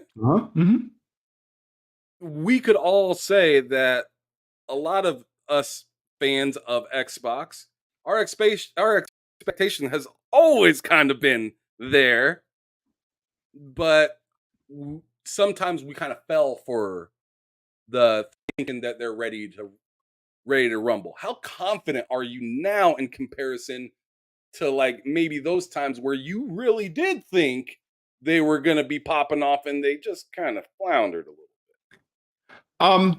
I would say I'm pretty confident, because I think they've had a lot of lessons learned clearly over the past few years about stumbles. I just look, I'm gonna take it back to the Redfall thing. I think, and I said this on XCast yesterday, I think ultimately that misstep is for the better for Xbox Game Studios long term. I think it forced them to look internally at workflows and QAs and internal reviews, like all these things that led up to that game coming out, to now not make that mistake again. When your CEO has to come out on a public interview and basically fall on the sword for the entire org, that's a problem. So I don't work there. I don't know the internals in there. I'm just on the outside looking in, but I know how I work at my job. If my CEO right now had to come out and apologize for something that my team was responsible for, guess what? There's going to be changes. That's just how it works. So I fully expect there to be lessons learned and changes from that. They have the studios. They have the content. It is all about delivering that content in a reasonable amount of time and at quality. That's all they have to do at this point. A game that I didn't even mention before, but one that I'm going to be so fascinated to see what it looks like, is Perfect Dark. I have no expectation for it because I don't know what the hell it is. And we all know what's been going on at the Initiative and Crystal Dynamics coming in. So I don't know. I'll see it when I see it. You know what I mean? And I'll judge it at that point. I'll take Halo Infinite as an example. That is a game that rolled the tape before it came out. I was saying it on XCast then. That game cannot be okay. It better be great. And people got mad. Oh, how dare you say that? You can't say that. Yeah, that's the flagship. That is the game. There ain't no damn Xbox without Master Chief, right? So you cannot screw this up, especially coming off of Halo 5 and the long time it took by the time we got to Infinite. And then what happened? We got a pretty good campaign. I truly enjoyed the campaign. I really liked it. The multiplayer at launch was fine. But then guess what? You had no content, no modes. Battle, the battle pass that you were trying to sell me, there weren't things in there that were interesting enough to make me go buy it. Wound up being a disaster. I don't know if you remember. We even had Joe Staten come on XCast talking about it. We had I'm blanking on his name, but the head of their Forge. Like, we've had people from 343 over the years come on the show and talk about it, and it's always been we know, we're working on it, we're fixing it. Well, they've obviously had leadership changes over there at 343. I'll tell you right now, today, as I'm playing it, season 5 is phenomenal. Season 5 got me back. I'm back. Oh, man. I'm all in. That Halo 3 thing, bro. Yo. Oh, yeah. The refuel maps is great. But here's the trick. This is all great. I'm loving what I'm playing right now. I have no real complaints right now. And we know we're about to get the firefight maps and stuff that are coming here in a few weeks as well. But you got to carry that mode. You can't take your foot off the pedal. Now I have an expectation for Halo Infinite multiplayer. So you can't get to next season and go, well, we got to delay it, and we don't really have this content. No. You got the Forge, you got the Forge AI in there now. Now I want more. If you want me to give you my money for these battle passes to monetize your live service game, you got to keep giving me content. So that's where I do have an expectation for. But to go around the world and back to your original question, I mean, just looking at the future of Xbox and looking at all these studios and looking at obviously the money that they've spent and the dedication that they're putting into it to try and do this right, to try and bring Starfield back in this, to have a game that sits up there at the game of the year, conversation, right? Now's the time. So there is an expectation for that, because you just simply have too much talent over there at those studios to not do it. I mean, what are we going to see when the Coalition, whatever Gear 6 is, Matt Booty even rumbled a little bit about that. They realize they need horror elements, things like that. So what is that going to be? Are you going to try something new? Are you going to stay the course? What is that going to look like? There's so many questions to things that I still have that we don't know from their studios that I want answered. But I will say the things that they have shown us and have answered in the short term, yeah, I'm excited for it. I want to see it. No doubt. And then lastly, before we transition, are you or how do you look at the scope of gaming as a whole when you see that, Xbox just made this massive acquisition, right? Mm-hmm. People are expecting now PlayStation to do, similar levels. I mean, obviously, come on. But I'm just saying, like, some sort of big name acquisition, and it seems like the current climate is acquisition good. How do you feel about that mixed with the whole worker situation? Like look at this year in gaming. We're having one of the best years in gaming that we've had in like I want to say at least a decade. It feels like at least a decade. So with that happening and layoffs all happening and everything like that, and then you're seeing people getting bought up and unions kind of happening, how do you feel like this actually kind of, where does the buck stop is, I guess, my question. Is there any like actual sustainability to any of this stuff that's happening that you see? Are you happy with one company versus another? So this is a two-part answer here. So I'm gonna answer the second part when you bring up the layoffs.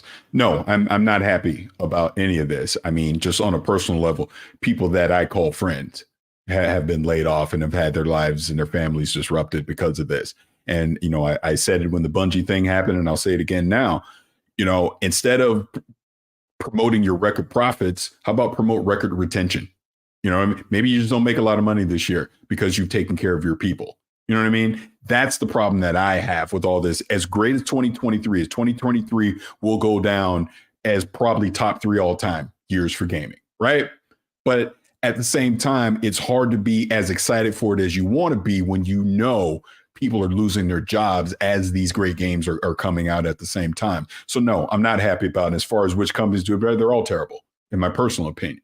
Because why are you laying people off when you're making all this money? And then this goes into the first part of this, the second, my next answer. When you talk about all these acquisitions and everything, like that's why I was even saying Activision off to the side. PlayStation, as an example, can't do an acquisition like that because they're not a multi-trillion-dollar company. So they can't spend the $70 billion to do what Xbox just did. But at the same time, okay, Xbox just did that. They did Bethesda. I know, like we were talking about Everborn before, people like, oh, go get Sega. No, I'm done. Yeah, I agreed with you when you were on the gaming circle with Kay Asante and whatnot. I was like stop for a second. Yeah, I mean, and again, I'm gonna just keep it real here. Yeah, I'm gonna just keep it real here, and this will probably I'll get clipped and people be mad at me online, but. And I said that I was actually on Boom's show the other day, and someone was talking about this, and my response was, I get people being fans of a brand, and you want to see them win and succeed and all that, but I think for the overall health of the industry, you cannot have this much consolidation. We're literally, in my personal opinion, we're at the red line with this. Like when they acquired Bethesda, I was like, okay, yeah, all right, makes sense. Bethesda, obviously, they were looking to get bought. And we had kind of seen Bethesda over the past few years, again, start leaning into the monetization of all their games with like a Fallout 76 or like a Wolfenstein Youngblood, things like that, right? Bethesda wasn't being Bethesda anymore.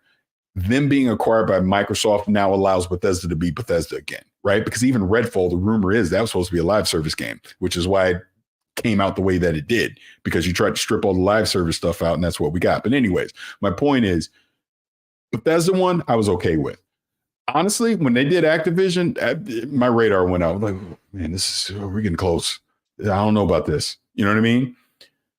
We can't have too much consolidation. You need some diversity in the industry from a publisher standpoint. Thank God for Annapurna. Thank God for a Devolver Digital. Thank God for a Take-Two, an EA, a Ubisoft. They are important. No, I do not want Ubisoft to get acquired by anybody. I want Ubisoft to be Ubisoft. We don't need more Endeavors out there in the world or Embracer groups grabbing up these companies and then realizing, oh, I don't know what to do with them anymore. All right, lay everybody off.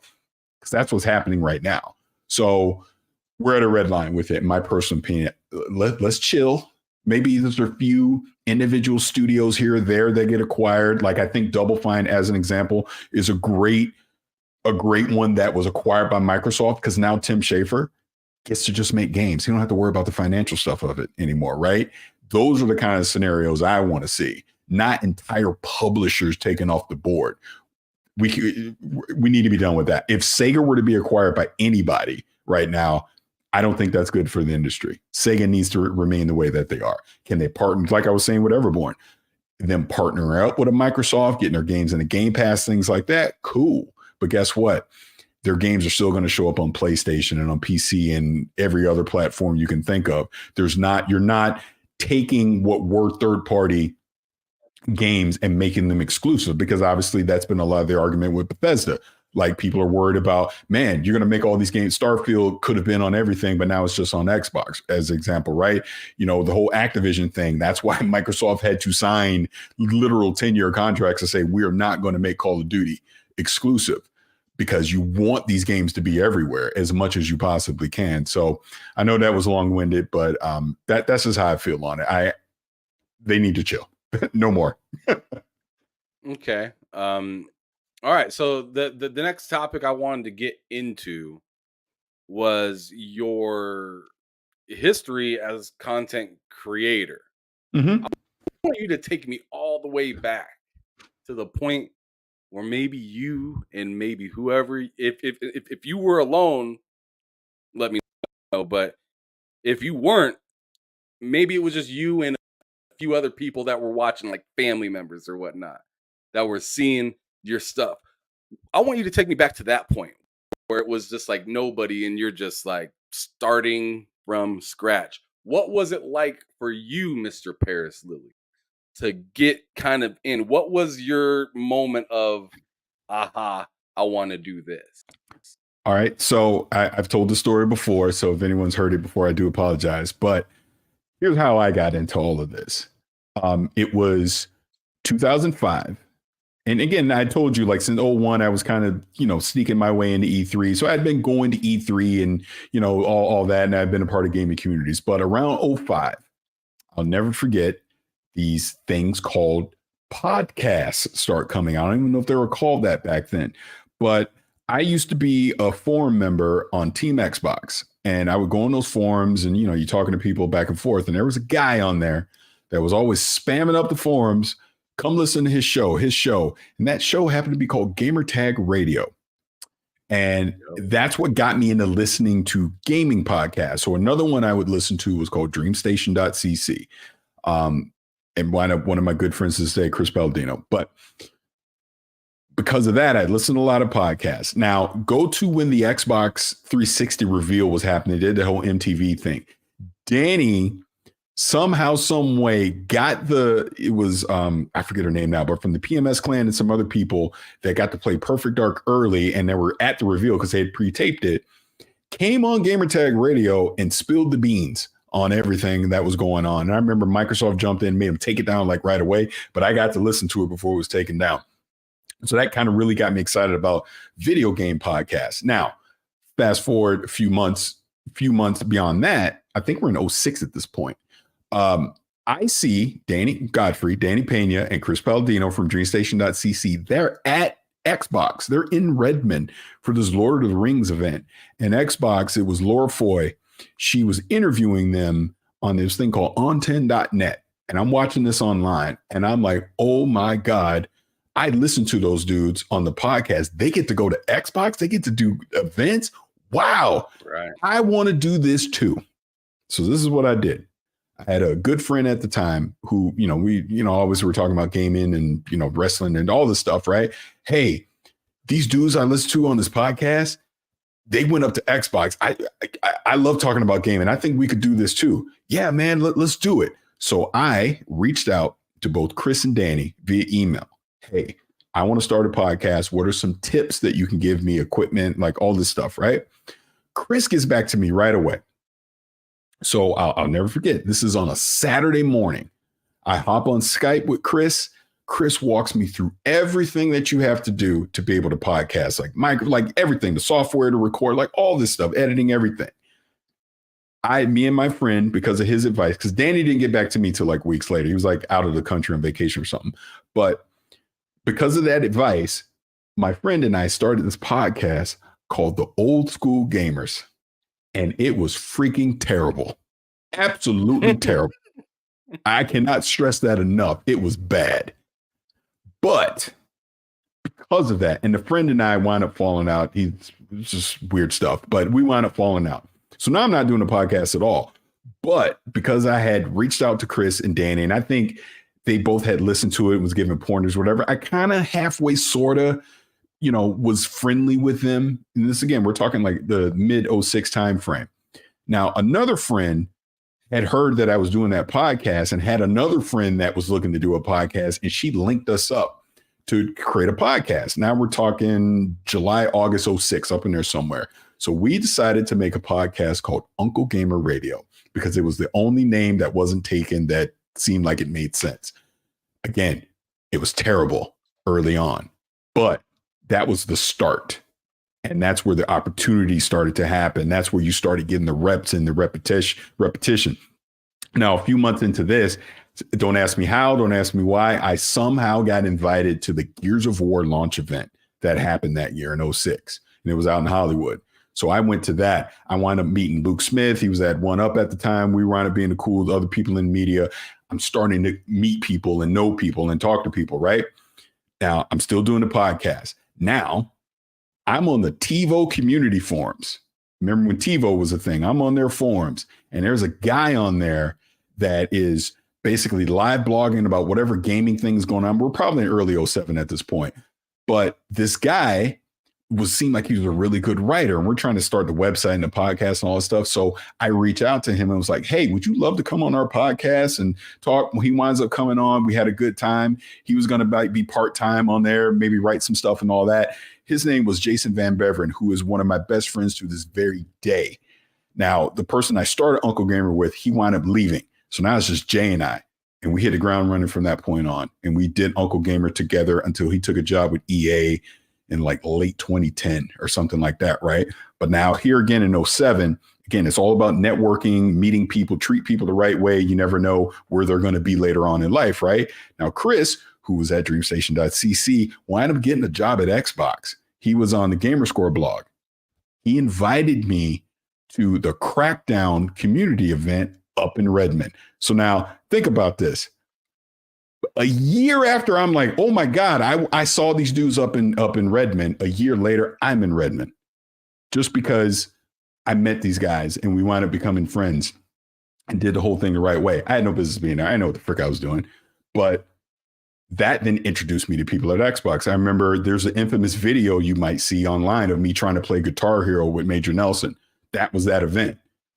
Got a tour of Xbox Live. I'm meeting all these people. Like, this is like the start of this. Next thing I know, I got people from EA reaching out to me. I'm going to EA events and you're meeting more people. I'm going to E3 that year. I remember I got to sit down with Ken Levine. Like, all this stuff is just boom, boom, boom, boom, boom, rapid fire happening. Again, later in 07, I hustled my way in to go into Infinity Ward, and I got to see this game and this new multiplayer thing that was coming out that, it was Modern Warfare. Wind up transforming multiplayer gaming forever. I was one of the first people to see that. Again, they had no business being there, but I was there.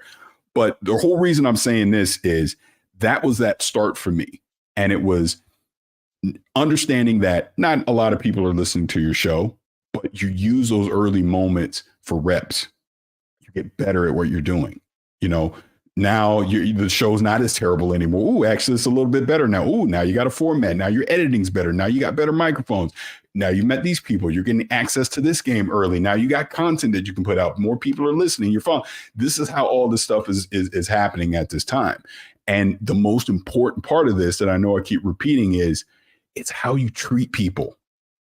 You never know. I could be talking to you right now. You might be the CEO of freaking Ubisoft in 10 years. I don't know. But the point is, I'm not going to treat you any differently now than I would treat you 10 years from now, or any position that you're in, it doesn't matter, because it's about building relationships. And that's why I try to tell these cats all the time. You know, I'm an old man in this industry now, but it's about the relationships. Like I'm telling you right now, there are relationships of people that I met back then, 06, 07, 08, that you would be shocked the positions that they're in now in the industry. But we're still friends. We still have that relationship, and it all starts then. You know what I mean? So if I could give any advice to anyone that's looking to get into this, just treat people the right way. That's all it comes down to. I don't care how great your content is. I don't care how bad it is. I don't care if you got 1 million people listening to you or one person listening to you. Just treat people the right way. It's going to take you a long way in this industry if you do so. And then the other advice I would give is just be consistent with your content. If you want to do a show every week, do it every week. If you only can do it every month, do it every month. But let your audience know your schedule so they know when to tune in and when to find you. And that's it. And then, just finally, just be true to yourself. Like I say all the time, I know people don't agree with me on half the stuff I say, maybe all the stuff that I say, but it's my opinion and what I think about the industry. And I will never veer off from that, because either you agree with it or you don't. But no matter what, it's my opinion and what I think. That's all. I know it's long-winded, but that's how I got to where I am today. No, brother. That was perfect. That told me a lot, and I didn't have to ask a ton of different questions. You just went on ahead and rattled it off and let it happen. So I appreciate that. That was phenomenal. What I like to do when people tell me stories like that is just kind of dig in a little bit. So I'm going to ask you real quick, what was it like finally getting to that level with like Danny? You know, like you guys are really good friends now. What was kind of a moment that solidified your guys' friendship? So I'll take it a step further. We're not just friends. That's literally family. That is my brother. I love him to death. He loves me to death. Our family, everything. So just to be clear, that is how close Danny and I are. So you ever see us online going back and forth, that is two brothers going back and always forth. dogging each other. Yeah, Sure. yeah. But that's what family does. Facts. To your point, what was the moment? You know what I think the moment is? Because like I said, Danny was a huge help to me early on. Advice, just helping me. Like he's doing Gamertag Radio, I'm doing Uncle Gamer, but we're always friends. We be at E3, we would kind of collaborate on stuff together. And then obviously, once I stopped doing Uncle Gamer, when Jay left, then I came on Gamertag Radio because I had to actually quit. I was done. I'm like, oh, I'm good. I'm going with my life. You know, I work in cybersecurity in real life. I just focus on my career. I'm good. And then Danny and Pete pulled me back in, you know, in 2013, and I haven't stopped since. But I would say the moment, honestly, the moment would be in 2008, E3 2008. We caught wind, and let's just say somebody at Xbox who is still at Xbox, who might be in a pretty prominent position at Xbox, but wasn't back then, gave us the heads up that there was a Gears of War 2 party that was happening, and John DiMaggio, like the whole voice cast was there, but we were not invited. But he gave us a little heads up on where it was. So me and Danny got our hustle on. And again, this is what I'm telling you, relationships come into it. We get up to that party. We ain't invited. We had no business being there at all. The girl at the door knew us just from other stuff we've been doing. She knew us. She looked at us. She looked at the list. She looked at us. She go, y'all ain't on this list. Just go in. She's just like, just go in. So that's how we got in. And you could probably find online or whatever. Like I said, we got to meet the whole Gears of War voice cast. We got to talk to a drunk John DiMaggio, who is Marcus Phoenix. And, you know, he's the voice on Futurama. And he did this whole thing as Ben, like, and I'm not going to curse on here, but he went into this whole R-rated thing as Bender. It is to this day is one of the funniest things I've ever experienced in my life. But that was kind of that thing where me and him just kind of partnered up and like, we gonna figure out a way to get into this thing. And we've had other instances as well where we may not have been invited to go. Like we got into, was this 2010 or 2011 E3? We went to an Eminem and Jay-Z concert in LA. This was when DJ Hero was big. It was Activision doing it. We weren't on the list. But again, we got it to the front. Oh, hey, Parris, Daniel, we know you, get in. I'll never forget. Kim Kardashian was there just walking around. This is before she was Kim Kardashian, just walking around randomly. You know what I mean? Because Paris Hilton was like the big thing back then. So she got like 1 million people, all our people around her. I remember like, because the Lakers had won the title because Ron Artest was there. I remember there was, I'm blanking out. There were some other NBA players and just celebrities just walking around. But it was like those moments is what like solidified our friendship and brotherhood, where we got to do things that we know we weren't supposed to do, but we did them anyways. And yeah, we just been, we just did it together. Just been tight ever since. That's that's pretty nuts. But the last one I got to ask you about is Mr. Khalif. I got to ask you about how you guys met each other and how you guys formed such a strong bond and why you keep making fun of his cooking. Okay. Let people know. Okay. So that's a multi-part answer on that one. So Khalif, I want to say I first heard about Khalif. This might have been on NeoGaf or something. I can't remember, but they were listing podcasts, people of color, black people. Like what are some gaming podcasts, that is predominantly black or whatever, right? And, I ain't gonna lie, I was curious to like, let me see if Gamertag Radio was up in there. And I remember seeing Spawn on Me was in there. What the hell is Spawn on Me? I don't know what that is. And that was probably like the first time I heard of it. And then, because we become friendly online before we met in person. And I can't remember, but that's the first time I remember seeing Spawn on Me. This had been around 2015 time, because then by the time we got to eat that E3, I remember it was him, Cicero. We all met up. Like, again, there's pictures online you probably see, but that was like the first time we met face to face. And I remember it was going into the Bethesda showcase. He was already in line and I knew who he was. I knew what he looked like. And I remember he came up to, we hugged it out, whole thing. And that was kind of like you ever just meet someone and you instantly you feel like you just knew that dude for your whole life? It was one of those things. Yeah. Like with him and Cicero. Bro. And y'all just walking on the same currents. Yeah. And we just been tight ever since. And again, it's similar to like with Danny, where it's like, this is my friend, this is my brother. I mean, like me and Khalif damn near talk every day about various things in the industry. And we help each other get the heads up on stuff like all those things, because we both see, even more so than Danny. I mean, Danny's Dominican, but look, me and Khalif, we both black, right? And I'm just going to keep this a buck. There are not enough of us doing this. And we are hyper aware of that. And we're also hyper aware that I could say the sky is blue on Twitter right now, and somebody's going to get mad on it because someone's constantly paying attention to all the stuff that we say and how we navigate through the industry. It's just the reality of it. I'm not saying it's right or wrong. It's just the reality of it. So we kind of look out for each other in that way. And we've always done that over the years. Now, to the cooking beef, that came about. This was before the pandemic. It probably was 2019 or something, but during the holidays, because I'm about to do it here next week, I like to bake. I like to make pies. I'll make cakes and stuff, the holidays, right? I did it one time and I posted online and he was like clowning my baking and was making fun of it. So then I in turn made fun of something he made. And then out of nowhere, this dude went on Cameo and got Redman, LeVar Ball, not Genuine,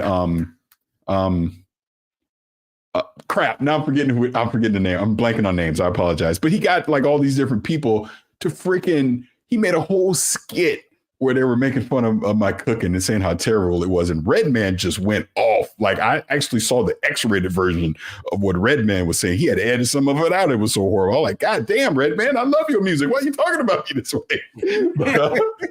But it was funny. And then I'm like, I'm going to get him back. I got to get him back. I have to get him back because he got me. So now we're in 2021 and I'm doing the Xbox showcase.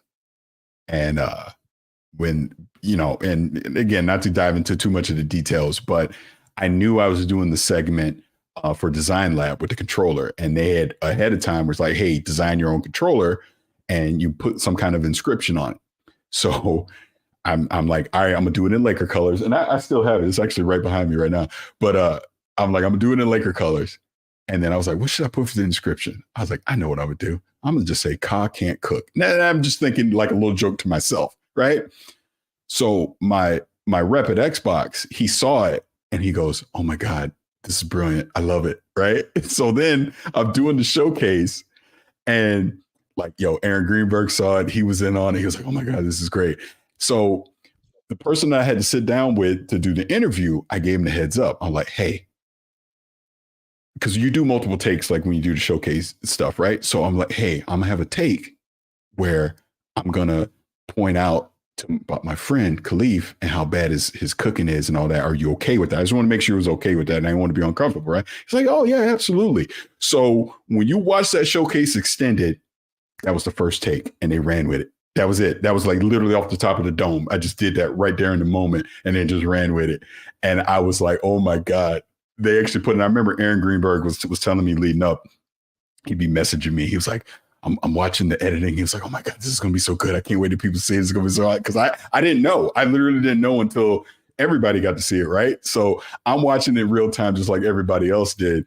And I was like, oh my God, this is perfect. This is great. And we've just been keeping it going since. And then he got to work with EA on Dead Space, and they literally put the joke into the Dead Space remake. And then last year, when I did Showcase Extended for Flight Sim, if you look at my flight jacket, I literally just have Ka Can't Cook on there. And I didn't even bring any attention to it. I just ran with it the way it was, and people caught on to it immediately. So it's just a fun joke because the truth of it is, him and I were going to pay this off with like a real cookout. And we were going to do it at G4. And obviously, you see what happened with the G4. We had it all worked out. We're like, G4 was on board. They were super excited about it. We're going to do it here in LA. It was going to be this whole outdoor thing. We're just going to make it was going to be like a fun thing. Like public was going to come in, all that kind of stuff. We're going to riff on each other and have fun with it. we even, I won't say who, but we had a few people come in that were actually going to sponsor it, which was going to be awesome as well. It was going to be a lot of fun because, matter of fact, the Traeger grill that I have is from that joke, because Traeger reached out to me and they were like, yo, we were like, hey, we want to send you one of our grills. Just, obviously talk about it on social media and do the whole Ka Can't Cook thing. That's where that came from. And then Ka, I forget the brand, I think it was Weber. Weber reached out to him, same thing. And we got to do it. And the point I'm bringing all that up is yeah, we're having fun with it and it's just brothers having fun. But at the same time, look what it's done. We're both looking out for each other and we've literally created opportunities for ourselves out of a joke. And it's so funny. People get mad at us online. Stop with that joke. It's annoying. No, because it's our joke. It's mine. It makes me laugh. It makes him laugh. That's the whole point of it. If you don't want to see the joke, then just don't pay attention to it. But we're not going to stop doing it because we love to do it. And we'll eventually pay it off. There's been a couple other opportunities where we were going to do it and then stuff just fell through. Unfortunately, again, just kind of a sign of the times right now with all these layoffs and things. People are tightening up their budgets and all that, because if we pay it off, we want to do it big. We don't want to just half-ass it. We want to make it a big thing, a fun thing, something that, is going to contribute to bring the community closer together and make fun of ourselves at the same time. You know what I mean? So we'll eventually do it. Hopefully, knock on wood, we'll get to do it coming up this summer, because we talked about like doing that at PAX or things like that. But, we'll see. Trust me, we're talking offline. We'll figure it out. No doubt. And we're about to transition into the quick hitter questions before we get up out of here. But before we do so, shout out to Spooky, the breathtaking gamer, saying, yo, what's good, Parris? One of the real ones in the industry. Always appreciate hearing your thoughts, man. With that being said, I want you yourself to pay respects, pay some homage to those before you that helped you get to where you are. So I'm talking about personal life all the way up to, professional life. Please, if you can, shout out some folks that really helped you get to where you are today.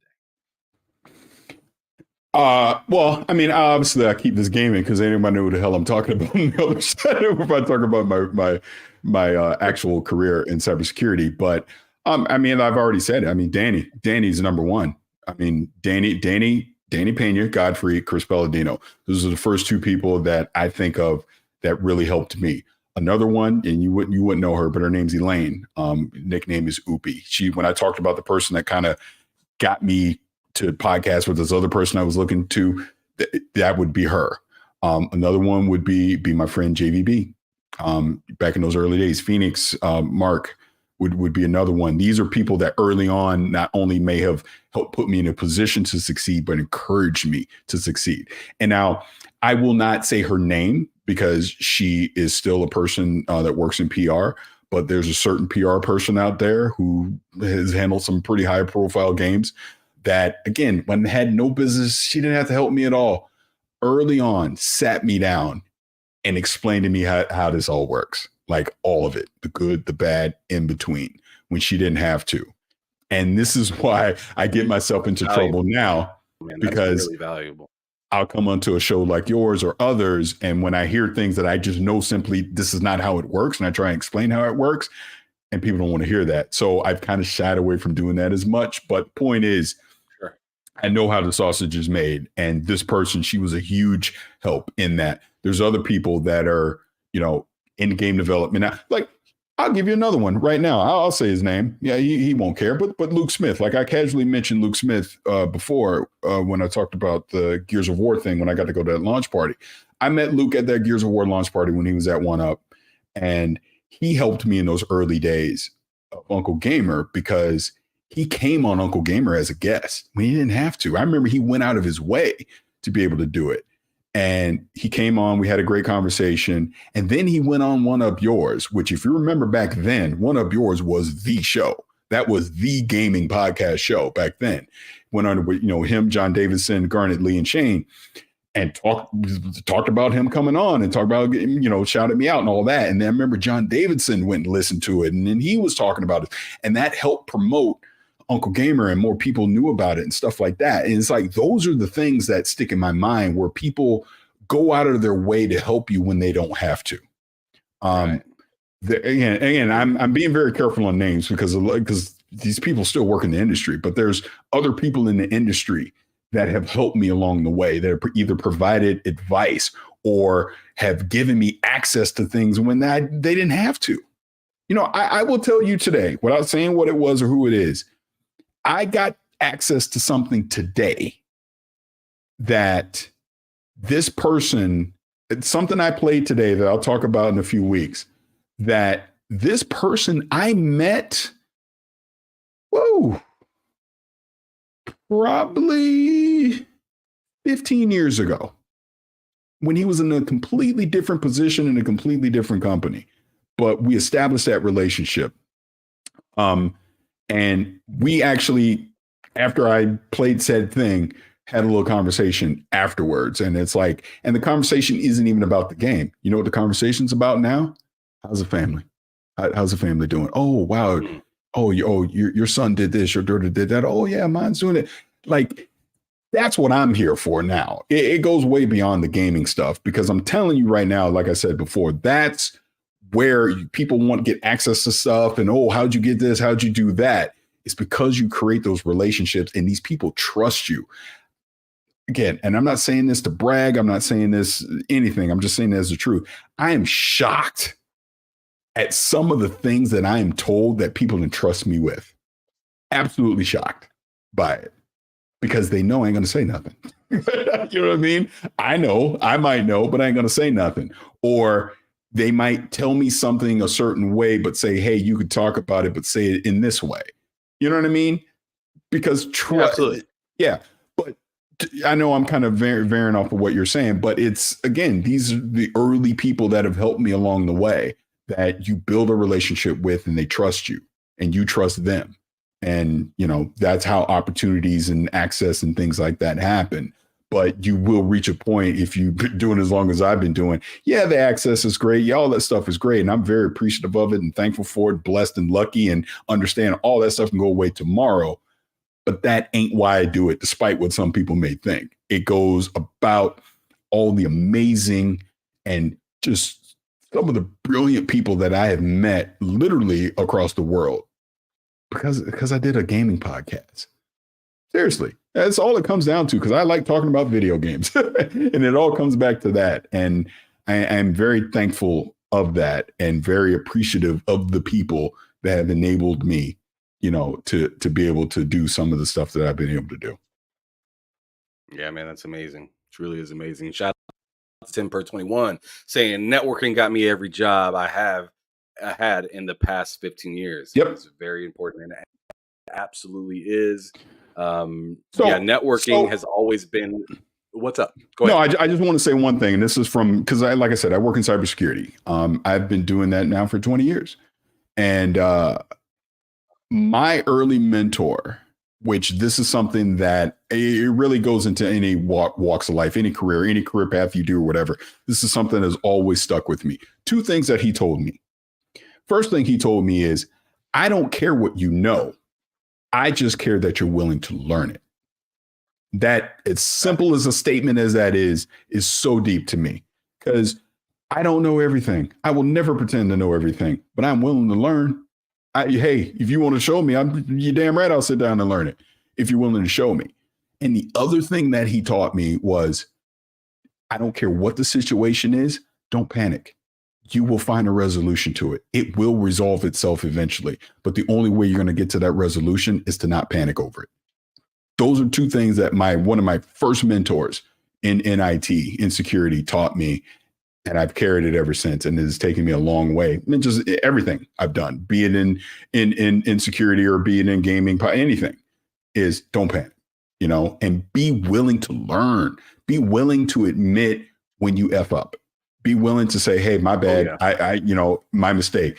Take, what Marcellus Wallace say in Pulp Fiction, that's pride messing with you. F pride, because you're not perfect. None of us are perfect. We're going to make mistakes. We're going to say dumb stuff. Just be willing to own it, accept it, get a lessons learned out of it, and move on.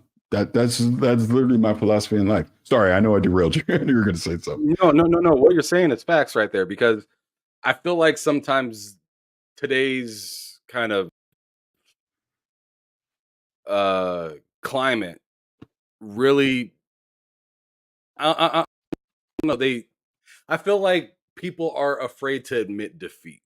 Yes, And it's kind of crippling, because if you can't admit defeat, then you can't grow. And it's exactly. so it's like a constant fight of, if you're always right, then how are you ever gonna learn what it's like to learn something, figure out Hmm. something, um, grow as a person, most importantly. And I mean, think about it. And I have to tell people, like, the people that are in the NBA, the people in the NFL, every single person on the field has lost before. Yes, Why do you think you can't lose? exactly. They're professional. They're the best in the world, and they've lost. You know, I don't know how much you follow like UFC or get into like jujitsu or anything like that. They're the most humble Not that people much. that you're ever, yeah, but they're some of the most humble people you ever meet.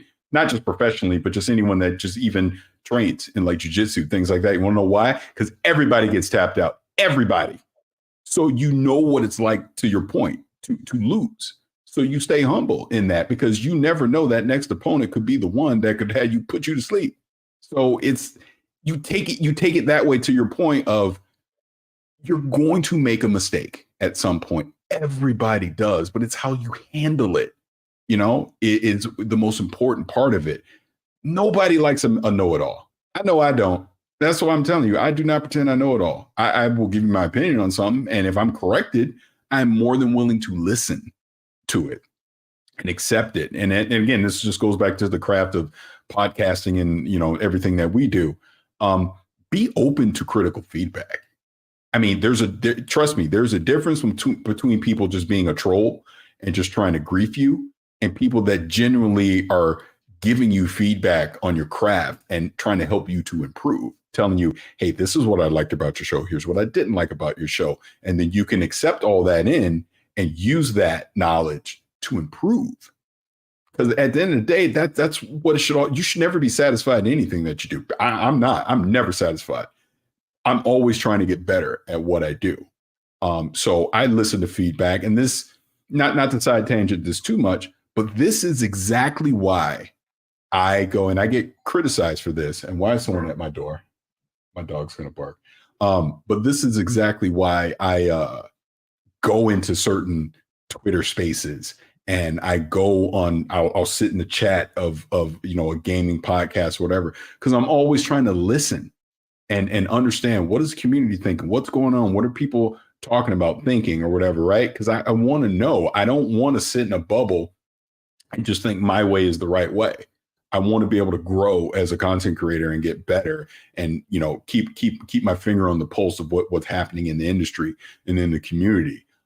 Maybe I do it to a fault. Maybe that's my bad, because trust me, I have been considering scaling back on some of the more toxic places that I've gone into, because it's just simply not worth it. I think my presence in there just is not good, because it's, people see me in there and that I become the conversation when I just want to listen, so to speak. But I got to get a burner account maybe or something, right? But the point is, be open to feedback. Listen to people when they're telling you about something that they enjoy. Look, we all love it when they tell you, oh, you're great. Oh, we love it.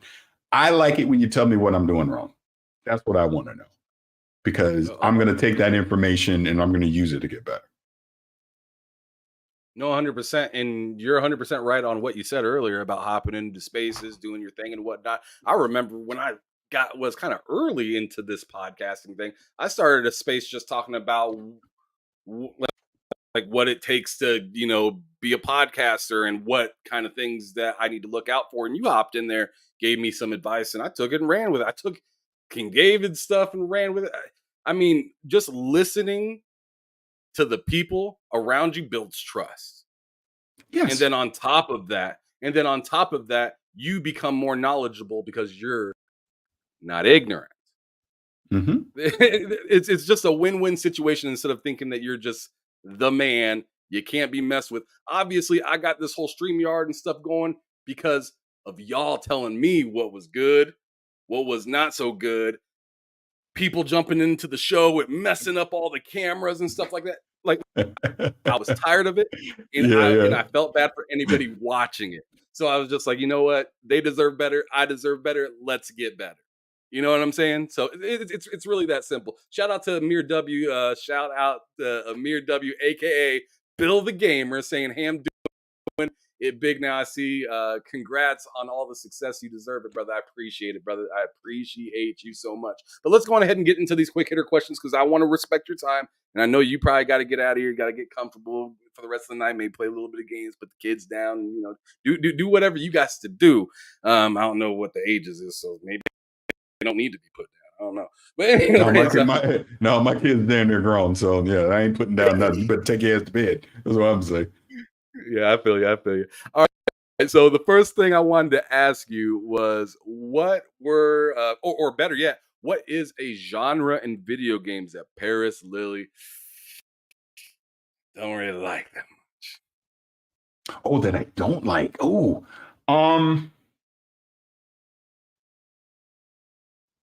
I would probably say my least favorite is. See, I kind of like some of the games of that. That's a good question. In gaming, what is my least favorite? Probably real-time strategy. RTS. But I do like some games at RTS. So it's but if I had to say my least favorite, it'd probably be that. Yeah. No, I get you. Because I am not a big fan of turn-based, but I turned on P5 and it changed my life. Yeah. so I completely get it. To where a certain game can kind of change that taste a little bit. Next one I want to ask you is, what's the best 3 games that you played in the calendar year? Either it came out recently or it came out 20 years ago. What was the best 3 games that you played in the last calendar year? Alan Wake 2. Cocoon. Cocoon was hot. And I see I'm biased. I'm biased in this way, though. I'm going to say, no, I'm not going to say that. I'm going to say Zelda. I'm going to say Zelda, Breath of the Wild. Can you be specific? Okay, Breath of the Wild, not Tears of the Kingdom. Oh, sorry. That's what I meant. Tears of the Kingdom. I'm sorry. I said Breath of the Wild. I meant Tears of the Kingdom. Yes. Tears of the Kingdom. Yeah. Tears of the Kingdom. Yeah, that game is that game's phenomenal. I love all the stuff that you can do and just kind of forget about the story. You know what I wanted to say? I'll just give you the bonus. I was gonna say Phantom Liberty, Cyberpunk. But it was more of a thing of they finally got the game to where it should have been in 2020. That's the way I felt about Phantom Liberty, to where I could finally enjoy the Cyberpunk that I had been the super fan of for like 2 straight years. And then we obviously got to 2020 and it was somewhat of a letdown because of all the technical issues, where I felt like they finally got it to where this is the Night City that I truly wanted. But you're able to enjoy your chair. Mm-hmm. Let me talk about the chair real quick. Here's the one thing about the chair. I'm not the only one that got one, but it's funny that I seem to get the most criticism for it. But at the same time, criticize away, because if I could do it again, I'd do it again. I have no shame in that at all, because that was a moment in time. Like, I hosted their launch event. Like, you damn right. You damn right. I had a chair. So what? Who cares? But I do think it's gotten to the point of being hilarious. That was 3 years ago, and people, when someone wants to have a gotcha moment at me, they bring that up as if I'm supposed to be upset about it. But it was like, no, because I guarantee you, if you were in the same situation that I was in, you weren't going to say no. I bet you that. You wouldn't have said no. And anybody that says they were going to say no, they lying. That's how I look at it. I think it further solidifies the history of just having that chair. I think it's just like pretty dope, because I mean, I'll tell you right now, if I could have a chair of the little platinum game that got shut down for Xbox, I'd have it. I'd be showing it off proud. Yeah. No problem. I don't care. I'm happy for the stuff that I purchased, and I don't have no problem. Oh, trust me, and I will say, because we're like, well, where's the chair now? The only reason I'm not sitting in this chair right now is because this is a Herman Miller that I'm in, so it's more comfortable. Ooh, but my daughter, that chair is literally on the side of this wall right now. My daughter has it. Yeah. You went and got the premium chair. Gotcha. All right. So those were the three. Now I want you to tell me your favorite studio and what game best represents that studio.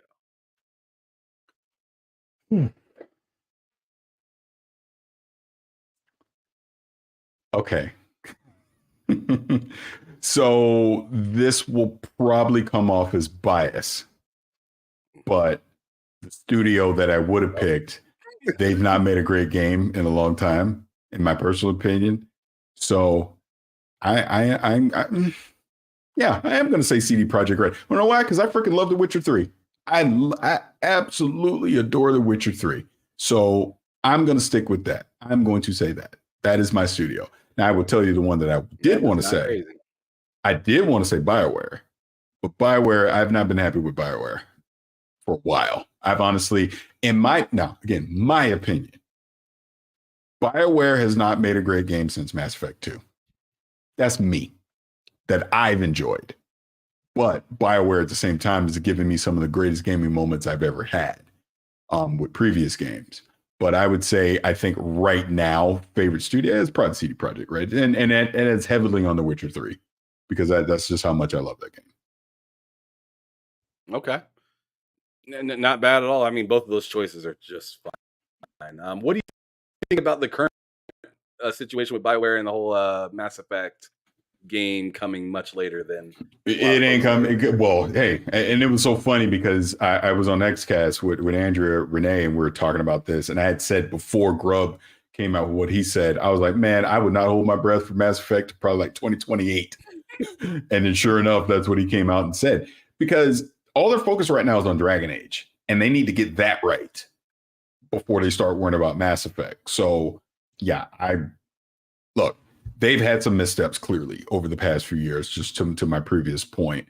I want to see them. And again, let me tell you the story too, because I swear to God, I'm the Grim Reaper whenever I get involved with a game. My heart. So I was lucky enough that because I was big in the Destiny community at the time, I was a part of the preview for Anthem. Like they bought a bunch of creators in. And you're gonna bring it up to play Anthem. Like if you go play Anthem right now, I'm in the credits.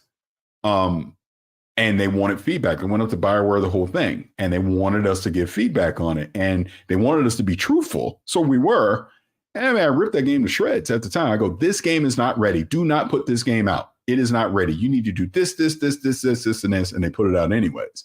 And that was unfortunate. And obviously Anthem basically doesn't exist anymore.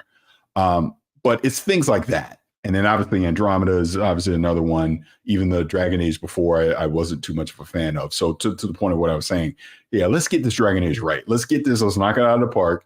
Let's get back to being that premier studio that we all knew you were.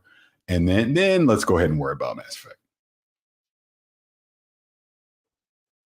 Okay. So that's where you stand on that one. Gotcha.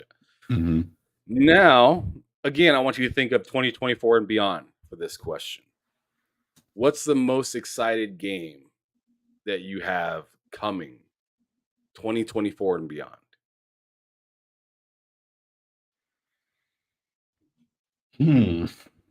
That's another good question.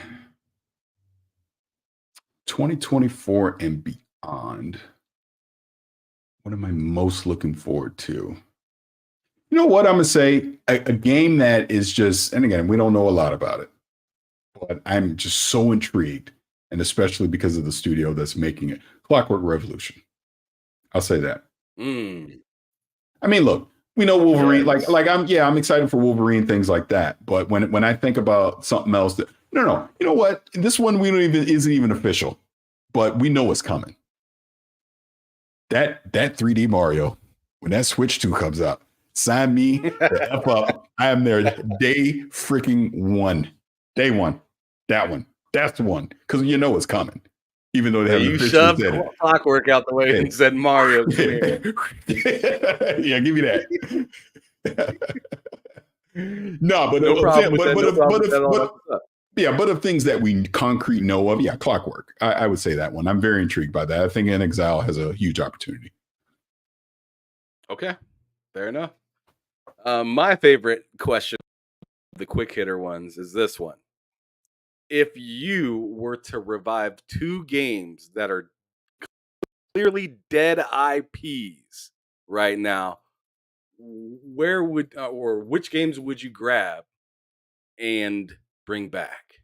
Okay, I'm going to give you 3 because one of them technically isn't dead, but I ain't holding my breath at this point. So I'm going to give you those 2 first. Bionic Commando and Splinter Cell. I know. And Splinter Cell.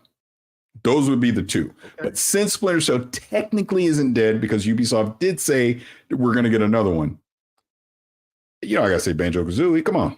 I got to say that.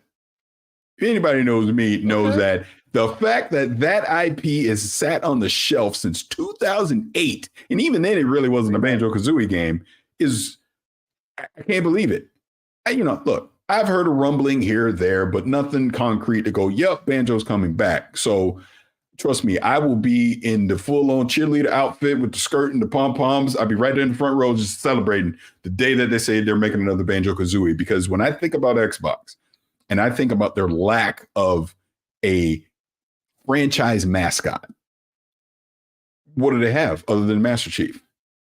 But where's their family-friendly one? They don't have one. They really never have. I mean, you could argue Ori. I mean, you could talk Psychonauts potentially, Raz. Stuff like that. Yeah, that's what I'm saying. Raz, you could potentially say that. But is it really? No, not really. Not in my opinion. Banjo-Kazooie absolutely could be that. And the characters, they just need to make it. Obviously, you want to get the right studio. They don't want to half-ass it. Maybe they just haven't found that yet.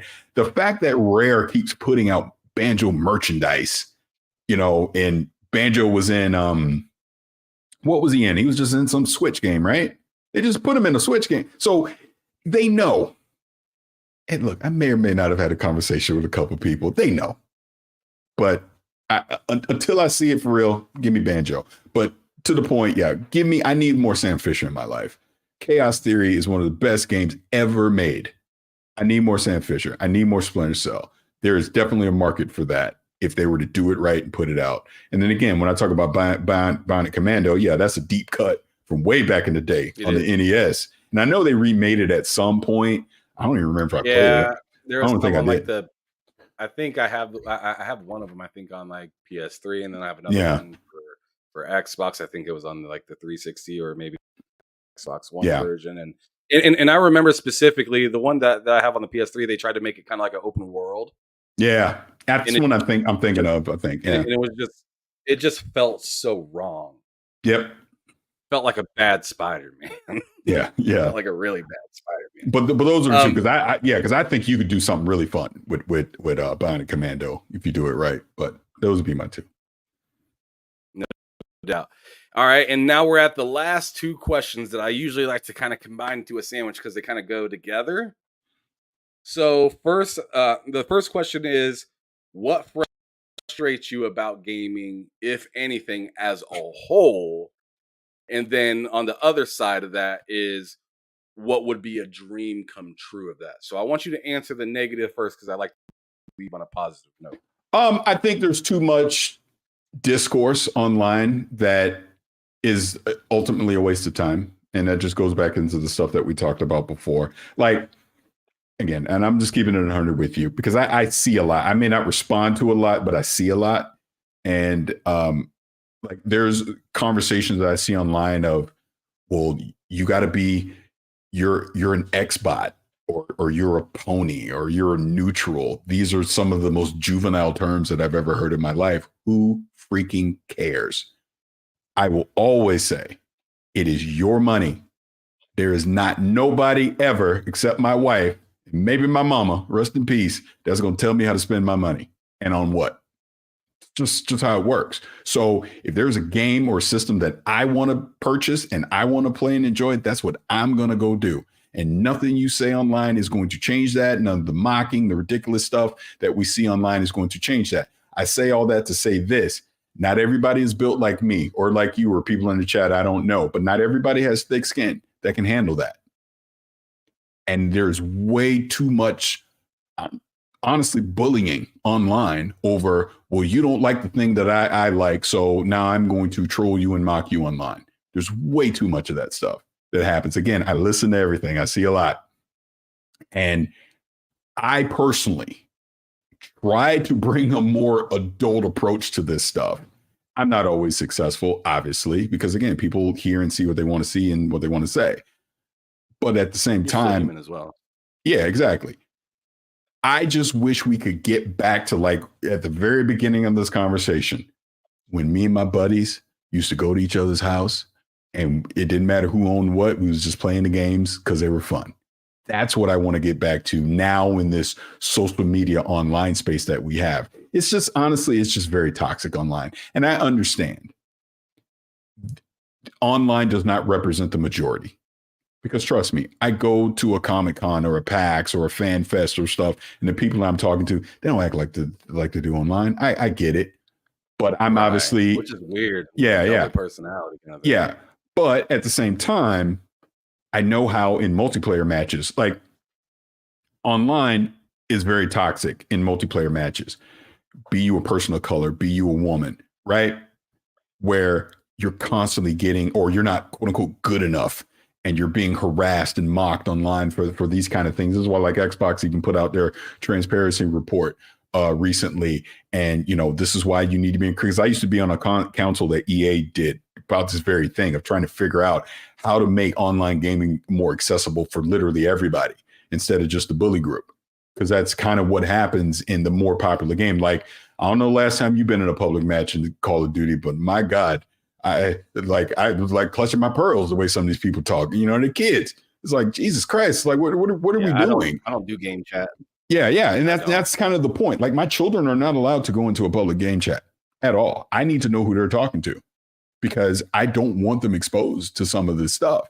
And again, it just goes back to the thing that I was talking about before. It's like, you go into some of these Twitter spaces and the way some of these people talk, and it's just like they're threatening people and they want to fight and they want to do all these crazy things. It's like, what are we doing? This is video games. This is not, I'm tough internet guy. This is video games. Let's play video games. Okay, you don't like Starfield. Next, let's move on to something that you do like, right? You don't like Spider-Man. You think Spider-Man had $2. Okay, got it. Let's move on to something else. Why do we spend so much time? And look, and to be fair, you and I, because I have to put us into this group, you and I are part of the problem. Content creators are part of the problem too, because negativity sells. The more negative, sensational headlines that you can put out, clickbait articles that you can put out, and conspiracy theories that you put out, it just feeds the beast. Positivity takes work to get engagement. Negativity is freaking easy. Everybody loves them some drama. Everybody loves some gossip. And that's the world that we're in. And I've told this story online before. I'm going to tell it again on here real quick. I was at an event recently, and there is a prominent content creator that him and I were having a conversation, and he casually just threw out how he don't believe half the stuff that he says, and that he plays into a character and he has to feed into the negativity because he goes, engage. That's what pays the bills. That's what he said to me. Right. I looked at him like he lost his mind. But at the same time, I'm like, yep, not surprised. Because that's how this works. People, they would rather engage with negative stuff than anything positive. I'm telling you, I don't like looking at numbers. When I look at the numbers of a video, an article that's a piece that's promoting something good, it'll get half the views or clicks to something that's talking about fire Phil Spencer because Redfall sucked. You see what I'm saying? Perfect example, Parris. We were at our highest concurrent viewers when we were talking about the whole snubbing. Yes. Because that's they want to back to talking about what I wanted to talk about. Yes. Right back down to where it usually is. Yes. And I guarantee you, I shouldn't say guarantee because I'm not trying to be big-headed, but I would not be shocked. I would not be shocked if the conversation that we had about that gets clipped and is on social media. Like, I'll give you an example already. I was on was it Boom's thing? I think it was Boom's. I forget who it was the other day. And they asked me about the Hogwarts thing. And it was purposely clipped in a way that it only took part of what I said to make it sound as very negative as it possibly could and put online. And you know what I did? I muted the conversation because they tagged me in it too. I muted the conversation and moved on. I was like, I'm not engaging with this. This is nonsense. And it's probably chaos if you're going to the comments of that. But that's the whole point. You literally take me out of context because what I said on Boom Things is exactly what I said to you earlier about it. Just it's the reality of it. It is what it is. But it made it seem like I was glad that Hogwarts got banned or whatever. And it's like, oh, this is dumb. But that's the world that we're in now. Everything has to be sensational. Everything has to be clickbait, outrage. It can't just be, hey, let's have a real conversation about gaming, the good, the bad, and the ugly of it, right? That's why I'm happy, or I'm lucky, I should say, to be on a platform like I am with Kind of Funny, where Greg and Tim and those guys give me the room to be able to say the things that I want to say. And, there isn't pushback on it, or you can't say this, or you can't say that. It's like, no, speak your mind, speak your heart, speak what you want to say. And I'm just built in the way that I don't like diving in the mud. Look, I'm not saying I'm not capable of it, because yes, I am. I'm back in the day, but everybody's capable of it. But I don't like engaging that way. I'd rather talk about the positive things in this industry. But when those uncomfortable conversations need to be had, I'm more than willing to do it, of course. But I would rather talk about the good things of this industry, because, I've had some people criticizing me for, oh, you're too kumbaya. And I don't know if I can curse on here. Can I curse on here? Yeah, it's fine. Okay. So, and my response to that is, oh, you're too positive. You're too kumbaya. I go, so should I be an asshole? It's like, that doesn't make sense to me. Why? So I'm wrong for wanting to be positive and try and uplift people and encourage people, to get into this industry and content creation and all that kind of stuff. Or you would rather me be an asshole and talk about all the negative stuff in the industry and finger point and name call and do all these things. I don't want to do that. Why would I? It's ridiculous to me. It's not how I was raised, to be honest with you. So why would I do that as a grown man? That does not make sense to me. And that's why I was saying earlier, unfortunately, I almost feel like I have to scale back with some of the engagement that I do, because I'm realizing how pointless it is. It's like I'm literally talking to a brick wall in some instances. Like I said, I was on a show the other day with a guy that clearly was a hardcore Xbox fan. And he was more concerned about the us versus them about PlayStation than let's just talk about the games. Who cares? I truly, honestly do not care what platform a game is on. I care if the game is dope. That's all I care about. Seriously. I understand I am way more slanted towards Xbox. Do I have a personal bias towards Xbox?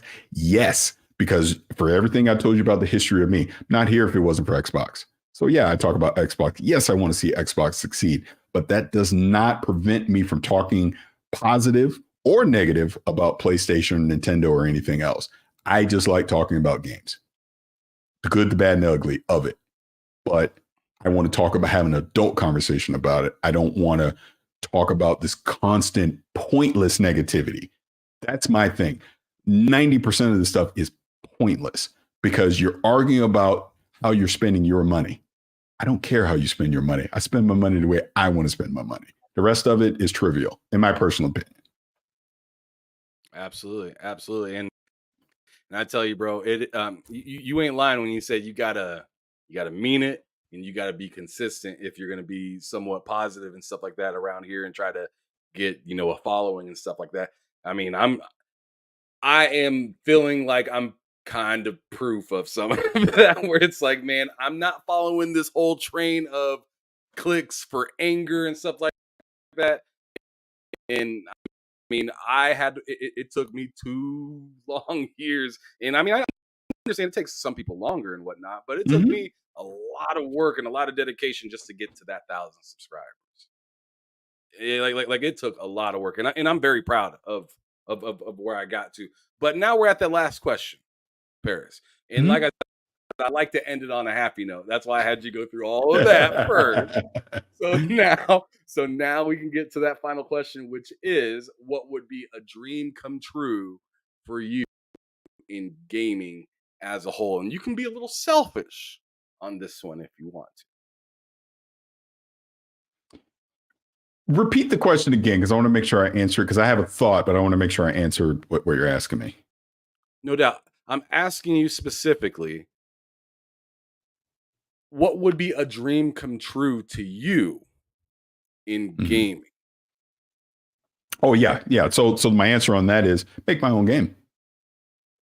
Make my own game. Be the lead creative mind on a game.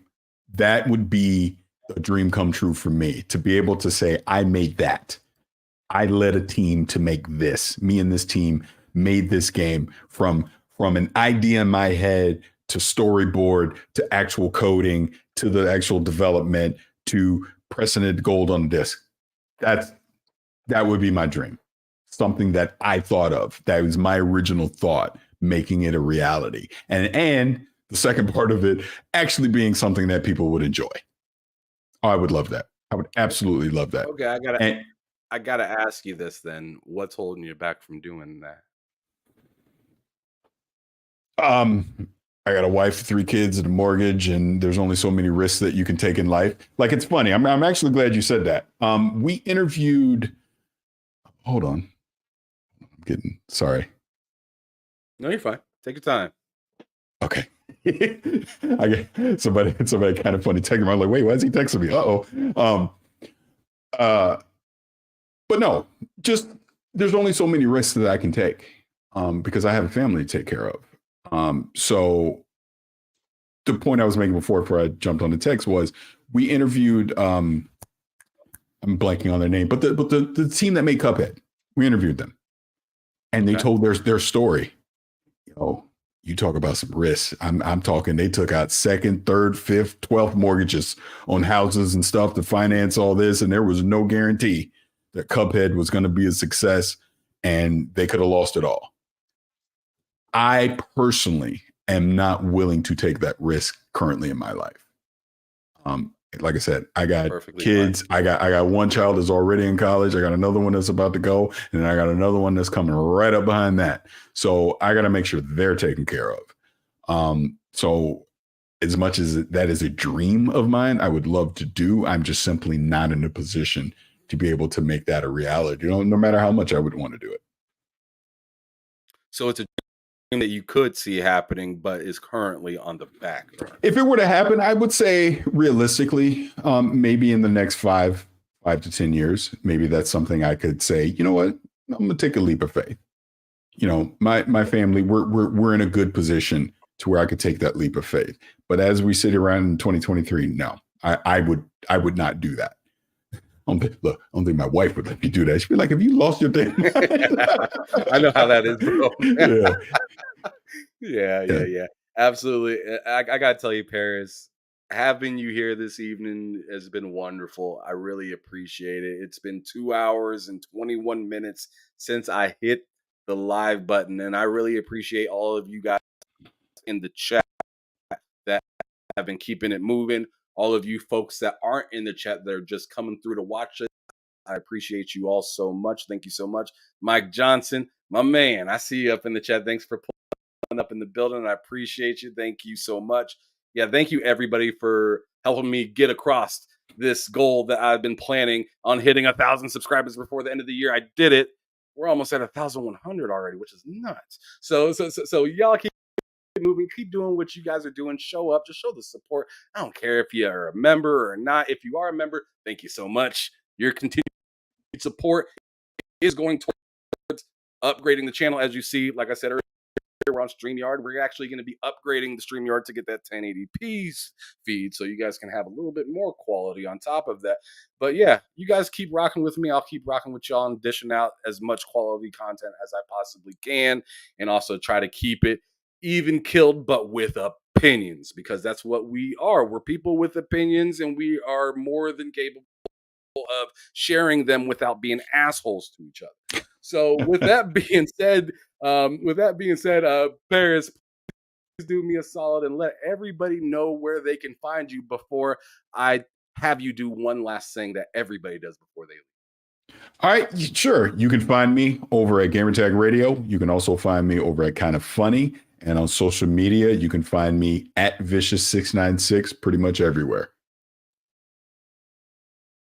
There y'all have it. And his information is also in the description below. So if you need some of that, go on ahead and hit those hyperlinks down there. That'd be great. But thank you so much, Parris, for being here. If you could, as we exit, tell me how you would describe gaming in just 3 words. Gaming is for everyone. That's 4. Is it? Gaming is... Oh, crap. In 3 words. Fun, magical, competitive. I thought you were gonna go adventure, but you said it competitive. See right there, the arcade came out of him. Right there, that classic arcade, that Street Fighter came out of him there at the end. Thank you guys so much for coming through on this episode of Behind Them Six with your boy Ham Solo 05 Gaming here on the TSWS Gaming YouTube channel. You guys keep it easy. Be sure to check us out at 3 p.m. Central, 4 o'clock Eastern tomorrow for an episode of Bullsitting with me, Cozy Beluga, Matt Likes Games, and Loke 7, my partner in crime with this entire channel. Thank you guys so much. Y'all take it easy, be cool, and if you don't see me until after the holidays, be good to your loved ones and stay up with your family and whatnot. Love y'all. Peace out. Good to talk.